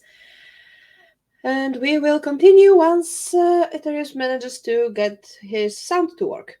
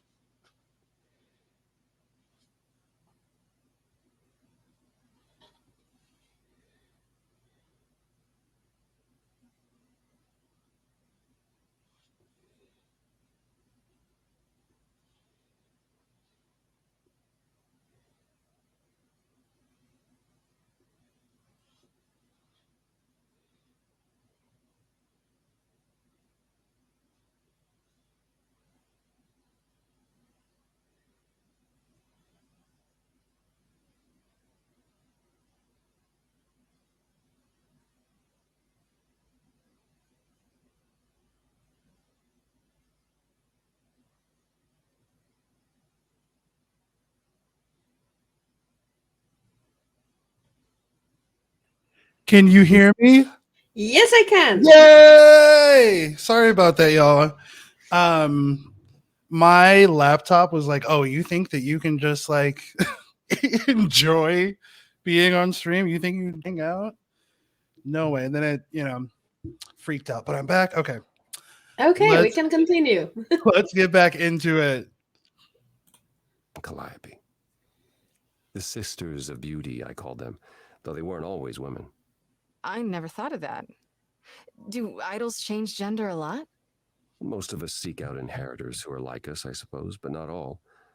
Calliope, in fact, was a man in her previous incarnation. Christoph, I think his name was. A poet Calliope adored. I was surprised when she made him a muse. Wait a second. Who was Calliope after Christoph? Who did Calliope become after that poet, Christoph? You have to realize we're already into the period where Calliope and I weren't really speaking. She showed up one day in her new form, the one you met. An opera singer whose name she never revealed. We fought, as I recall. I told her she couldn't pass on every time she met an artist she fell in love with. Eventually, she'd forget everything about who we were and where we came from. She said she'd rather forget than wallow in old memories like I or the other idols were doing. It was time to wake up and make the best of our situation. Calliope was an idealist without compromise. Always. Oh, I like that in She person. hated what we'd become. What I'd become. She wasn't wrong. What were you like as a god? Why is he so What were you self-loathing? doing back when you were a proper god? Proper god. Most of us were. We saw ourselves as, I don't know, teachers. Mortals were our students, and we guided them to enlightenment. We thought we were special, infallible. I was as magnificent as the sun, and I surrounded myself with those who basked in my radiance. That doesn't sound like you. Yeah. I was arrogant. If there was a man or woman I desired, then I had to have them, or there would be consequences. Well, art isn't menacing at all. I wouldn't have liked me. Do you know what we love about Pan? Again, that he is a king. Very upfront. Oh, and that, yeah. You and Calliope fought often. Here's the thing. I don't have a three-dimensional idea of Calliope right now. I wish I could ask more questions about her, but I guess we just did. Hold on, so let me listen. However, she fought with everyone. Calliope hated the idols being kept secret. She and Athena would get into screaming matches over the rules, and it got so I could no longer protect It's like a masquerade violation. She moved out of Olympus years ago and kept to herself. I just assumed she was wrapped up with some new artist when I got the news. Do you regret not making up with her? Every day I think about our last conversation and what I should have said or done differently. The problem with immortality is that you think you have all the time in the world. What? God damn it, Apollo. What do you mean? What does that mean? Why is Persephone so angry at you? Well, that's a loaded question. So what is Persephone's beef with you exactly? Is it just about what Hades did to her? And Hades kidnapped her, right? It seems more personal than that. I mentioned how Persephone's kidnapping almost meant war between Olympus and Hades, yes? Well, while this was all going on, Persephone managed to escape the underworld, and I'm the one she encountered first. Uh-oh. Hades was hot on her heels, and I had a choice. Either do battle with Hades and start the war right then and there, or let him take her back. Zeus would have had my head if I had sparked a war. Yet all I still think of are Persephone's eyes as Hades smugly took back. And we're talking like this, I'm gonna guess, wasn't for a week or two that Persephone was kidnapped by Hades. How long was it? Like, we're talking centuries here? That was probably happening over the course of months, because the second Persephone got kidnapped, her mother basically blanketed the entire world in snow and ice. Oh, hell yeah. Yeah, Proportional so that was response. kind of probably months at best. Hmm. But then, well, you can see what was the choice he had, right? Save her, but then start a war, Right. or not save her and avoid that war. That's one of the things he's kicking himself about to this day. And I this is get why that. Persephone absolutely fucking hates him. Like, even if this hadn't happened, I would understand without context or information why Persephone theoretically could hate Apollo, just because, again, and I She think has a this good is- reason to hate him, but he also has a good reason to feel terribly about this. yeah, I see. Okay, so this, I understand the idea of carrying that with you, especially because I don't know. And I'm hoping, when you and I play through the Persephone route, maybe I'm assuming I'll get more context about this period of time for her and like how that affected If she her. decides to share it. Okay. I'm going to pick the right dialogue choices then. No, it's more yeah. that she's not big on sharing things. Yeah, You I would met love her, to know right? more about her, and I would love to know more about Calliope. I wish we could ask more questions about her. But I get, okay, so I understand Apollo's, like, he is carrying the weight And of that's having only done one that. of the many things which weights he's still carrying. Okay, that makes, because I was gonna say if his whole personality, like the emo thing, is hinged on just that he had to make that difficult decision between like literally There's start a a few war. more. There's a you few know? more things that weigh on him. This is why he is the way he is. Okay. There is more things that's happened that he's still kicking himself over. Because this, I mean, I get feeling bad about it. And I think it says something about his character, even though I like him, I have to be objective. I think it says something about his character that this has affected him this much, because I think if he was a shitty person, he wouldn't care about having hurt, anybody. He had a very tough choice at that moment. So the fact that he lives with it, I do think that like it reflects positively on him, but I don't know. We'll see. And that's just one of many things. Okay. We're going to keep on learning. It's not my finest moment. Have you ever tried therapy? Yes. Oh, have you ever tried, I don't know, talking to someone about... Shout out to my therapist. I will never understand this modern fascination with therapy and focusing on one's feelings. Oh my God. Are you fucking kidding? Did he just say he doesn't understand focusing on feelings? But then he tried it, at least. Was one. I would say he almost exclusively focuses on feelings, but I'm going to let it go. Let it go. What I told him. I don't know that What? unlinking myself to the man helped. He wasn't exactly trained for this sort of problem. I mean, hard to relate to a god, sure. Even humans do more than try one therapist before immediately ejecting the idea and like devaluing it. Like, just try another, give it a second try. I get it, I'm not gonna roast it. I mean, but like he did say after that the guy was just not really trained for handling that caliber of issues. I will say, but in real life though, like if you do go to therapy for the first time and you don't have necessarily a positive experience or etc., know that there is like a specificity to that to make it work. I feel like you really have to have, and it's not always immediate, you're just kind of like doing a cold call essentially. The first go round you were immediate, but I just want to say that because I feel like we don't talk about like therapy and that stuff enough societally, but I'm not going to make a principled stand but I just, in real life and in this case, I think Apollo like going to maybe a second therapist or seeing like somebody thereafter would have been the good thing to do. But I get the idea of like feeling vulnerable, trying it, having a negative experience, and being like, I don't want to fucking do that again. So okay, tell me about the idols. I'd like to know a little more about the idols. I am one now, right? You are. What would you like to know? Well, what are we? Where did we come from? If an idol is a soul that moves from person to person, it must have started somewhere, right? The short answer is, we don't know. If I think far enough back, I can remember bits and pieces. I remember my first Pythian games, the day the idols split in two over Troy, the day my first son died. But before that,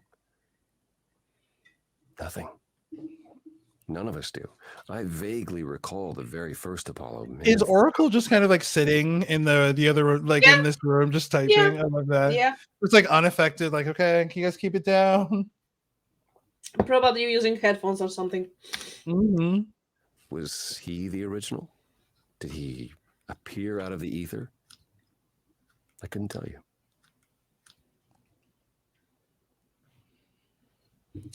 Weren't there good things about Calliope? She It seemed wasn't nice. only fighting with Calliope, right? Surely there were good things too. Is that how it sounds? No. She was marvelous. A force to be reckoned with if there ever was one.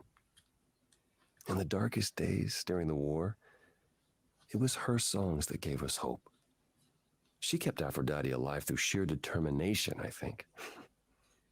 Calliope cared about us, about art, about people she'd only just met.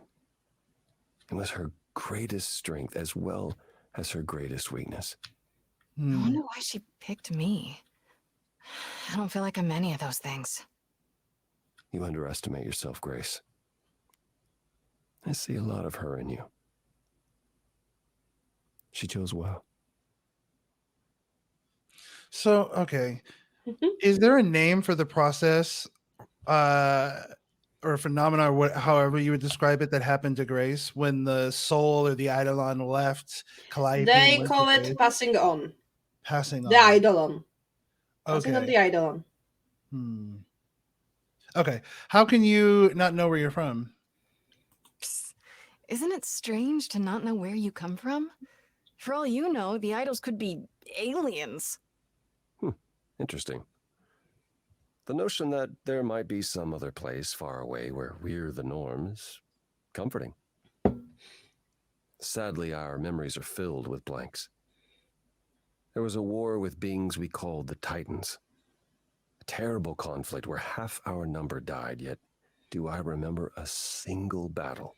Ladybug, you said that that is like a real thing in Greek mythology? Yeah. Okay. Look at me learning. Love it. I want like a continuing education credit for this. Told us to prepare for battle. And then in the blink of an eye, I was in the 16th century. What made us forget 1,000 years? What happened during that time? Oh, this is fascinating. Yep. Athena calls that period the gap. Oh, does she? Tell me more about the air quotes gap. The gap you mentioned. What was that like? Did you just wake up? Oh my god. There's so many just like sketchy things happening. It's insane. I can't even keep track. Who knows how many times. This is very well written. The moment I woke up, as you call it, all memory of that period was gone. It was Athena who found us. I was in France, I think. What the fuck? She came to my farm, and the moment I laid eyes on her, I just knew. It all came back. Did someone do that to us? Did we scatter to the winds for 1,000? What the fuck? It's a mystery. I'm into it. Oh my lady, this is my brand of strawberry jam. I love a good mystery. Athena And they are claims she teasing me. and spent the next century locating the other idols. We've pieced together very little of the gap or of our origins. We simply live with it. Gods we may be, but I'm afraid we don't have all the answers. Good. Only knowing deities are annoying. Oh my gosh. That is like my Yes, they brain. don't remember 1,000 years from their own past. Just I mean, I feel like ostensibly, I'm wondering, and I'm just throwing this out there, just like not because I have evidence, but just because I think it'd be fascinating narratively, if that is the case, or if there is anybody, cough Athena cough, who might like maybe no more. You know, the fact that like Athena calls it, I don't trust Athena. I think that like if she is not the big bad, I don't know. She is very sketchy to me. Oh, I'm biting my tongue so fucking hard. Did you say you had a son? Earlier, you mentioned your son dying. Did I hear that right? Can idols have children? It was rare, but yes. Back in ancient times, some of them even became idols themselves. I'm so Some confused of about the the idols rules are of this. actually family then. Not anymore. Most of our children met terrible ends. A gift What of the the fuck? fates, perhaps. I don't know. The ones who weren't idols. It's hard watching your children grow old and die.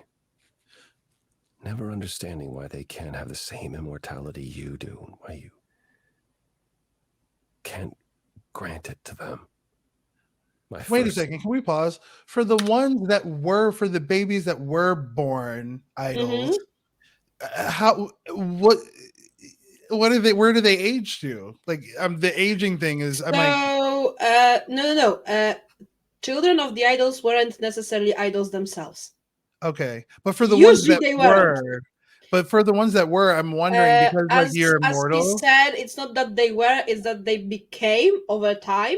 Oh, And some okay, of okay. them did. For example, Hercules, who Got was the it. son of Zeus, and he did become semi-deity, I believe, by the end of his story.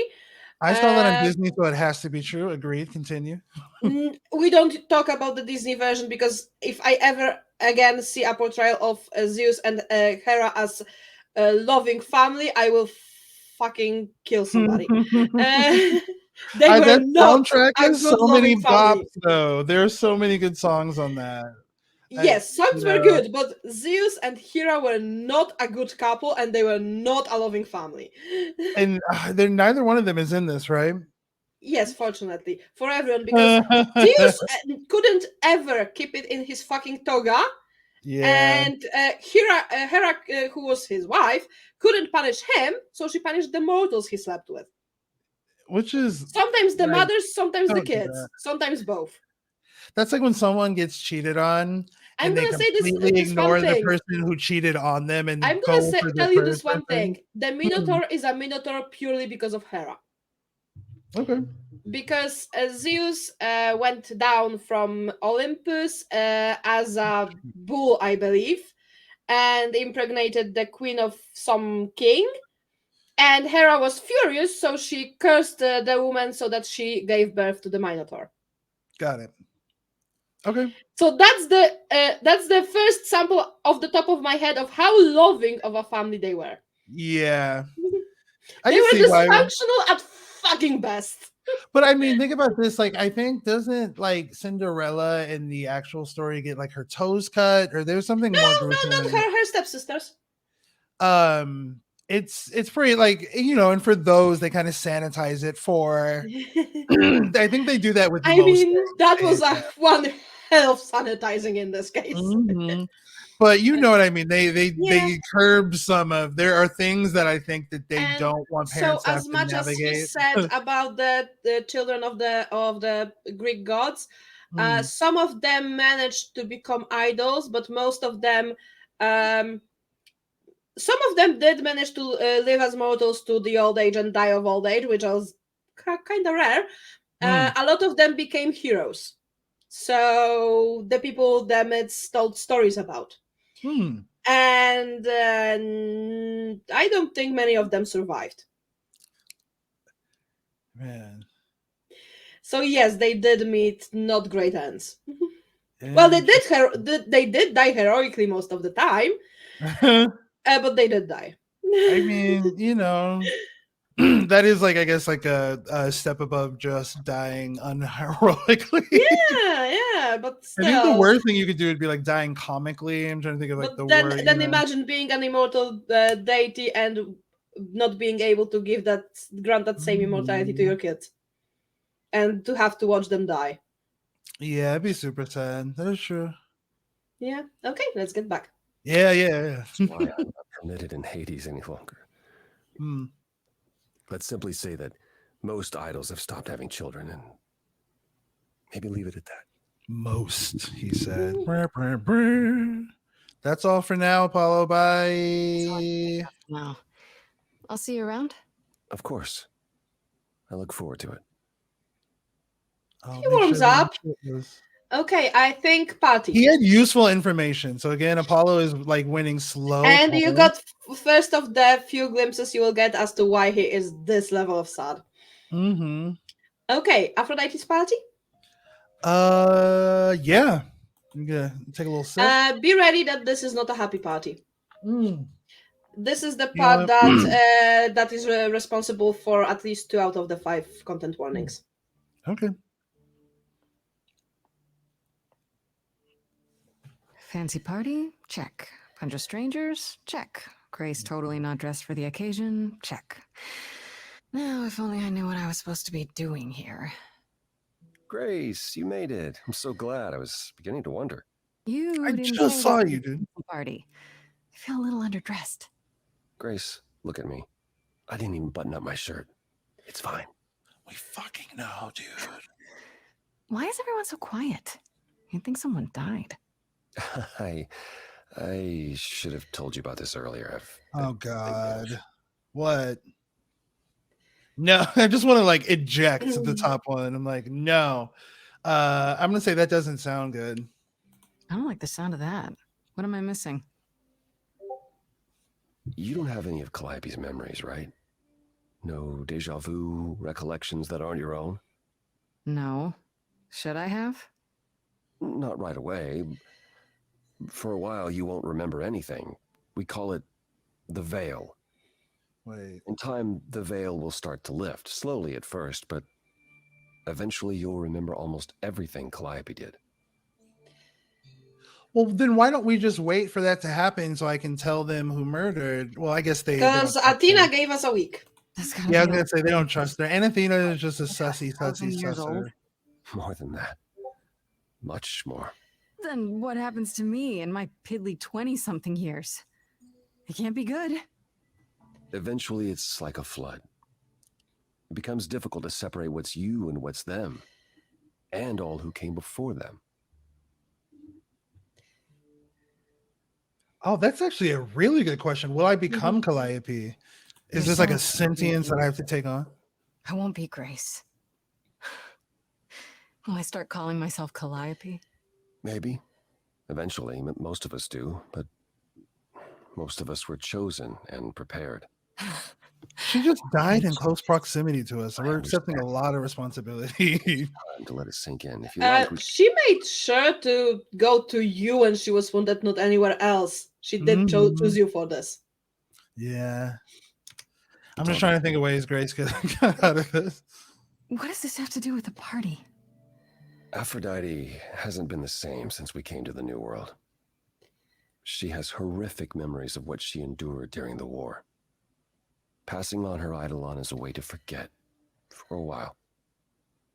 That's what this party is for. So she will pass over and there'll be a veil where she'll forget? Is that what we're aiming for? Okay. Yeah, and how long is that? A few years usually. Okay. Oh, is she just doing this in perpetuity? Yes. Does she just keep ever doing? since the war?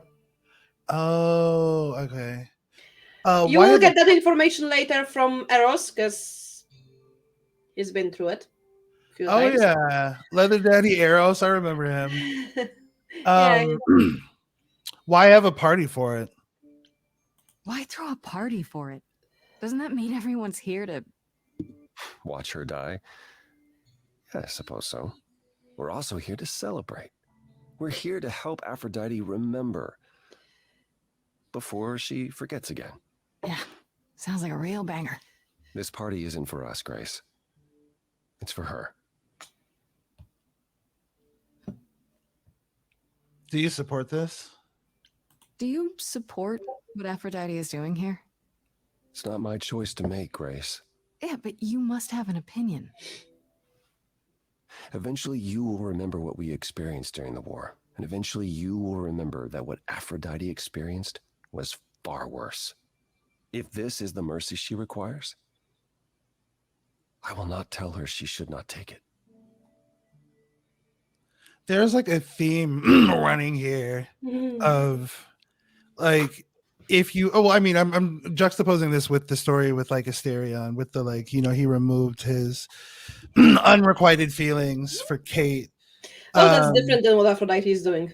Yeah. No, I know that there are two different things, but I'm just like thematically, this idea of being able to like wipe clean your trauma, like being able yeah, to. But in the case of what she is doing, that's only temporary.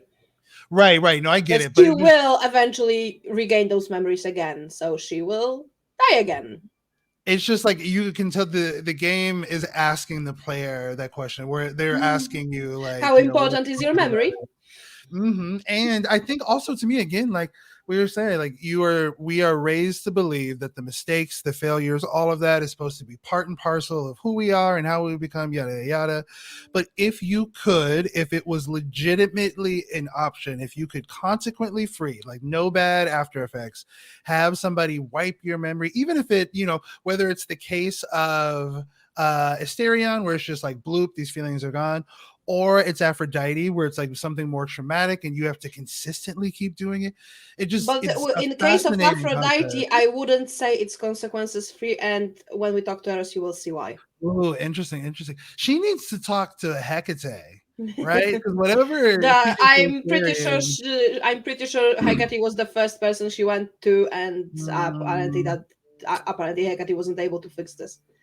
Okay, this is fascinating. But no, I just wanted to point out that theme. They are like, and the way that they're making us choose the responses, they're asking us, what do you think? How important is your memory to you? And how much, I also think, like, how much of you is your memory is another question they're asking. Because with Grace in particular, the fact that she'll slowly become Calliope, it's asking a lot of existential questions. Not necessarily become Calliope. She will get all the memories Calliope had and all the versions of Calliope that were there before. But that will be on top of her own memories, so she will just add to it, basically.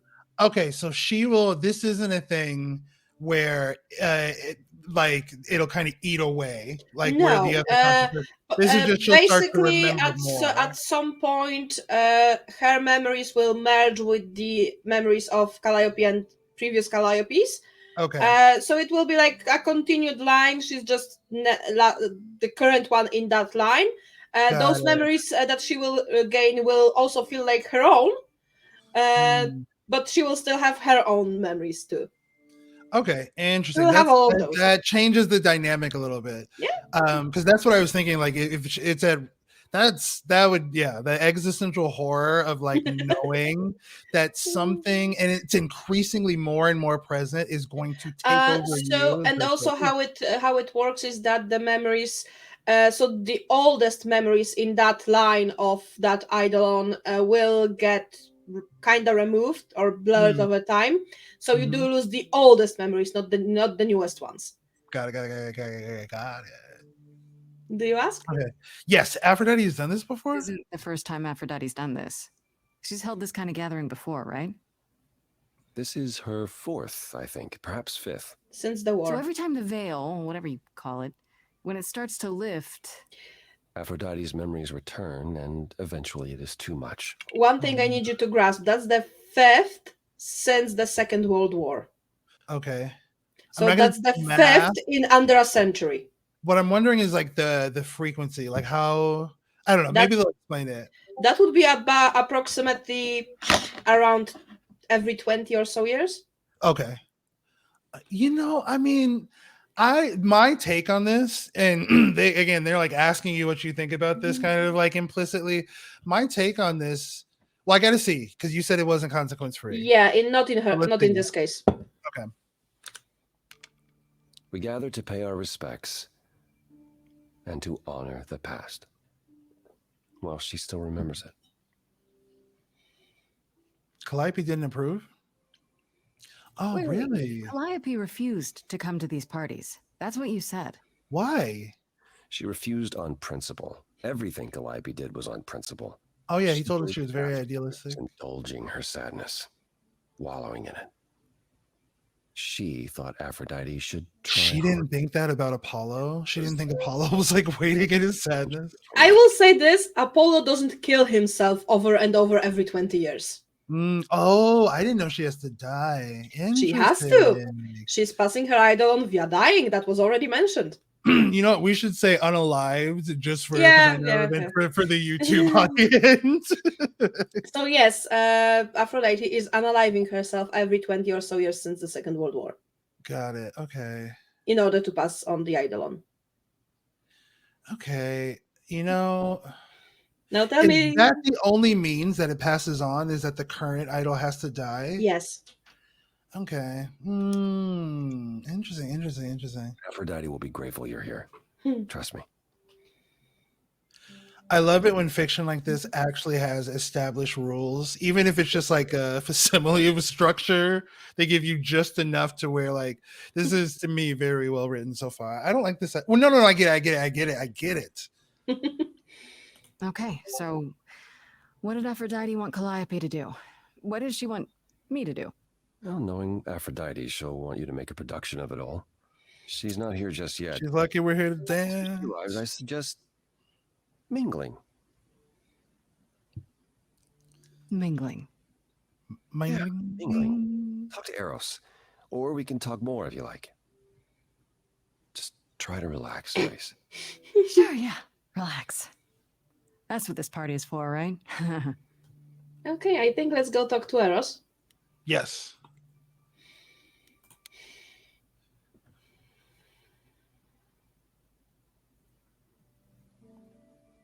Grace. Hey, Eros. Nice to... Oh my god, didn't someone in chat Yes when we stream talk about his ability Yes, to hard? and I did tell them it happens later in the game. Are you okay? Are you okay? You seem a bit... Every time she does this, I don't know how to handle it. I almost want to run upstairs and demand she stop. Remind her that this never works. But it does, though. That's the thing. You know? Like, if she was rolling the dice and it wasn't a guaranteed outcome that she would get But the it really veil, doesn't, because she's just doing the same thing over and over again, expecting different results. Okay, so I I need to hear this from Aphrodite, because what I'm conceptualizing that she is doing is unaliving herself or going through the self-checkout lane. And then when she passes on the Eidolon, a la like what Calliope did, in the new person, she has 20 years of obliviousness, then the memories start creeping in, and then she does it again. I mean, and consider two things. First off, yes, she unalives herself. She doesn't have memories for a few years, then they come back. Every time. Right. And second, she has to pass that idol on to somebody. Essentially taking over their lives. And how much like consent is involved in that? I mean, yeah, they probably usually consent, but you will see what type of people she chooses. And those are people that could have changed a lot in the world if they weren't her new vessels. Well, I mean, can't they have their cake and eat it too? Can't they just kick ass? That's what I would do. We talked about this in the last episode. Like, if you've been alive for thousands of years, start a cult, right? Like, if you have the goods to back it up, I don't know. You'll see, but I would suggest talking to Eros a bit more. This happens a lot. From the sounds of it, this happens a lot. Every 20 years or so. That's how long she can hold out until she just can't stand it anymore. Every time, Aphrodite forgets. At least for a while. But I don't. I don't know. This is so fucking like complicated. Panic attacks, the days she doesn't even remember the war's over. And now I'm arranging her gathering again, so she can die again. And I'll watch it all again. Now do you see what I meant about this isn't the way of things that doesn't have consequences? Yeah. Because Hearing she him gets to forget things. He doesn't. right. Just hearing him describe that, like, every 20 years she makes it about 20 years and then she just can't take it anymore. This is that I just okay. Jesus, or it's a lot. They are jamming a lot I of did tell you philosophical that questions this is the in. one thing in game that's responsible for solely for 2 of the content warnings and probably involves all the others also. Mhm. This is the heaviest part of this game, in my opinion. It's a fascinating dilemma. Hmm. I But don't also, as I know. told you, this one isn't consequences free. Yeah, I was like, It's just that Aphrodite is not the one paying them. got it. Yeah, I guess she is. Yeah. Because he Unless doesn't it's get the comfort of consensual. forgetting because he needs to be there for her. Yeah, I got to see the people that she chooses to fill in the blank. You'll see. Is there no other way? Is there no other way? Does Aphrodite really need to... To die? I've asked that so many times. She's tried magic, drugs, psychotherapy, meditation, everything we could possibly think of. Oh my gosh. But for a while, she'll deny anything's wrong. It all seems fine, and I start to hope. Maybe this time will be different. Then the nightmares begin, and the memories return. More with each passing day until... I hate it, but I see her agony. I can't deny her this. Another important thing of note is, I'm not sure if you're aware, it's a totally different thing to don't have hope for something. It's a very different matter if you get that hope and then it's taken from you. Yeah. Over and over and over again. Yeah, that's devastating. I'm thinking about that and like having to do that again in perpetuity, right? Like you are right And now they're on a and path. as Eros just said, it never helps. I don't know what the solution is here. You know, this is like a real man. Do you want to ask what happened? I do. So I'm just chewing on this intellectually. I'm just like, it's a lot. This game, I don't know if I feel like it's kind of I will say that there. if we want to finish this part before you have to go, let's maybe get on with the game. Oh yeah. Okay, let's go. I can like ruminate and think about this later. I don't mean to pry, but I'm new. I really don't know. I know, but it happened to Aphrodite, not me. It's not my story to tell. I would suggest this. Okay, what if I could help? If I knew what she was dealing with, I might be able to help. Could you? Let's make her sing. Suppose it wouldn't hurt. You will sing with Aphrodite later. What happened is that brother Ares happened. He missed out on the first world-spanning war, you see. So he was damned if he'd miss out on the next one. Wow. He found some jackbooted mortals, so full of themselves and their supremacy. Oh, wow. And he told them about the idols. Then they came for us. Took us completely by surprise. Some they killed, but Aphrodite... My goodness. They captured. Oh. Yeah. Oh.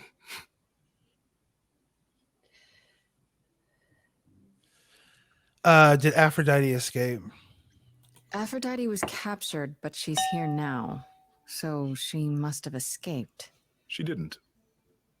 Do you know the name Hephaestus? Ladybug?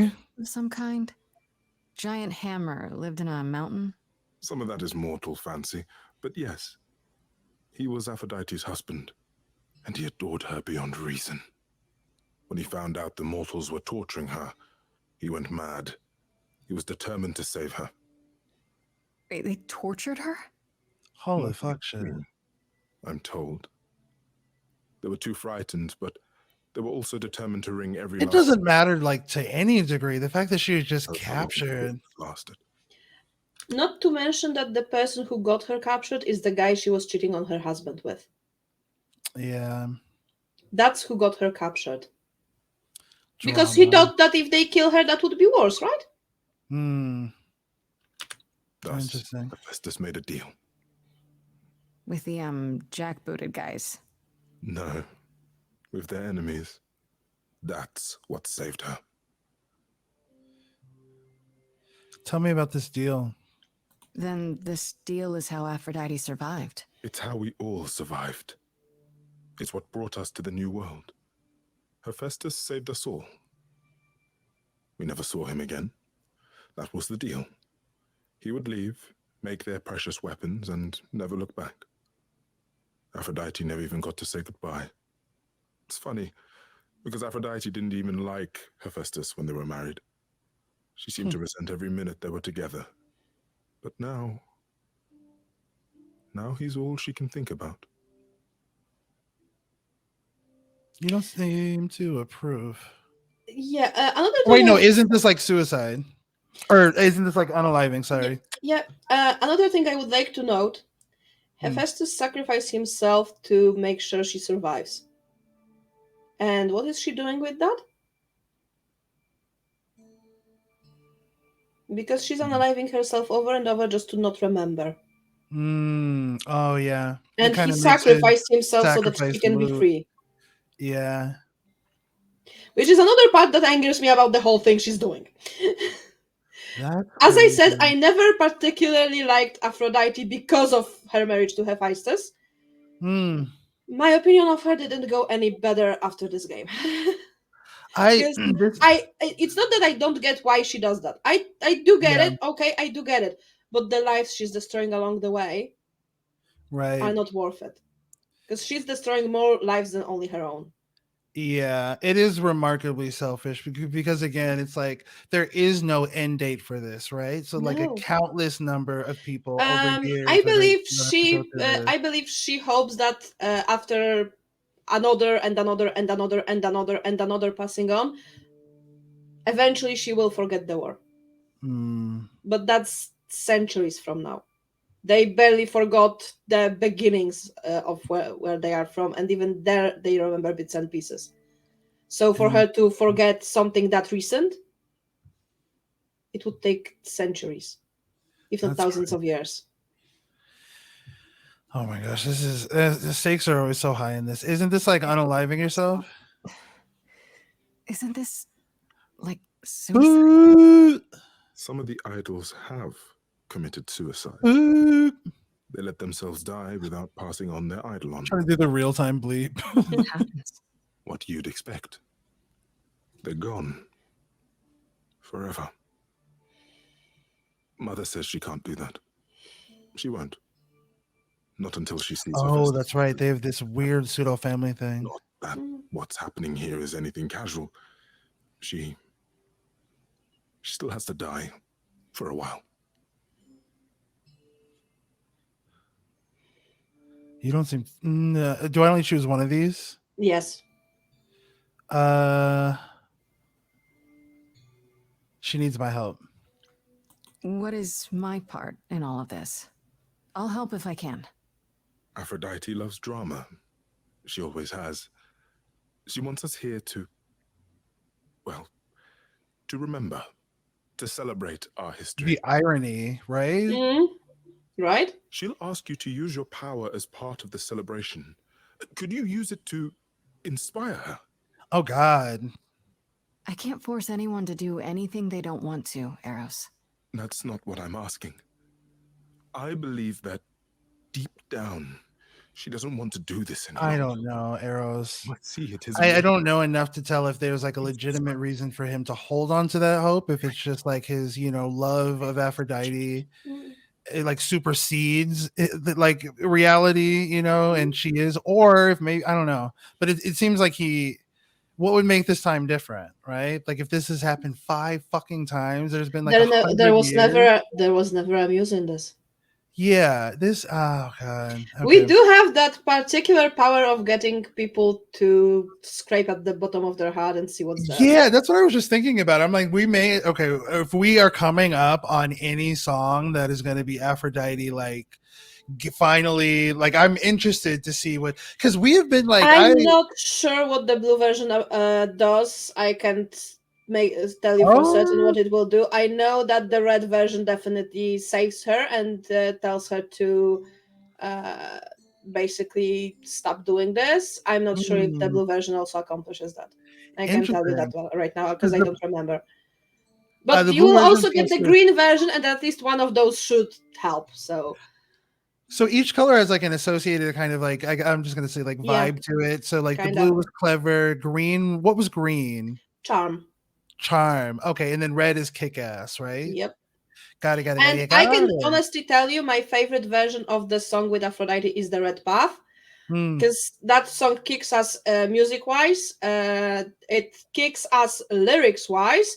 It gets the best result in my opinion, and also Eros has a singing part in it, which I absolutely fucking adore. Yeah. Yeah. Because that's the one where I know that he basically stands up and speaks his heart, and that's mostly what gets to her. We love that for Arrows. So we stand Arrows. Here's Obviously. the thing. I like roasted and will continue to roast Apollo, mostly just because it's a meme at this point. It's funny. But like fucking Arrows, like is not only shirtless but has a leather harness on, and I'm giving him a pass. You know what I mean? It's interesting, you know. I'm just giving you a peek Okay, but inside of let's my get brain. back to it because we don't have much time. Yeah, yeah, yeah. And you know the story better than I do. If you know like a good place for us to cliffhanger that's coming up, let me know. So best time would be after the song, but that will take a few more minutes. Okay, because I only have 5 more minutes. How I close we are we will to not this be song? we will not be able to finish this in 5 minutes. Okay, we might have I to will cut a say little. let's finish talking to him and we will hang it on this. It shouldn't rewind us much further back. So Okay, yeah, perfect. Let's do it. Sounds good. What if you're wrong? Is what I want to say. What if you're wrong? What if she decides not to do this and it keeps getting worse? Then I'll be with her to help her reach the other side. If she can. Yeah. If she can. It's a lot to ask. I'll understand if you can't. All I want, one way or another, is to get through tonight. okay, and since you have only 4 more minutes, let's finish here and we will reconvene probably tomorrow. I will shoot you a time when I would be probably free. But yes, as I said, the Aphrodite's party is the heaviest part of this game, as you have noticed so far. Yeah, And I it's feel interesting. so fucking bad for Eros because Yeah, the she idea gets of to forget. reliving that. She gets to forget every 20 years. He doesn't. He can Yeah, because he needs to be there for her.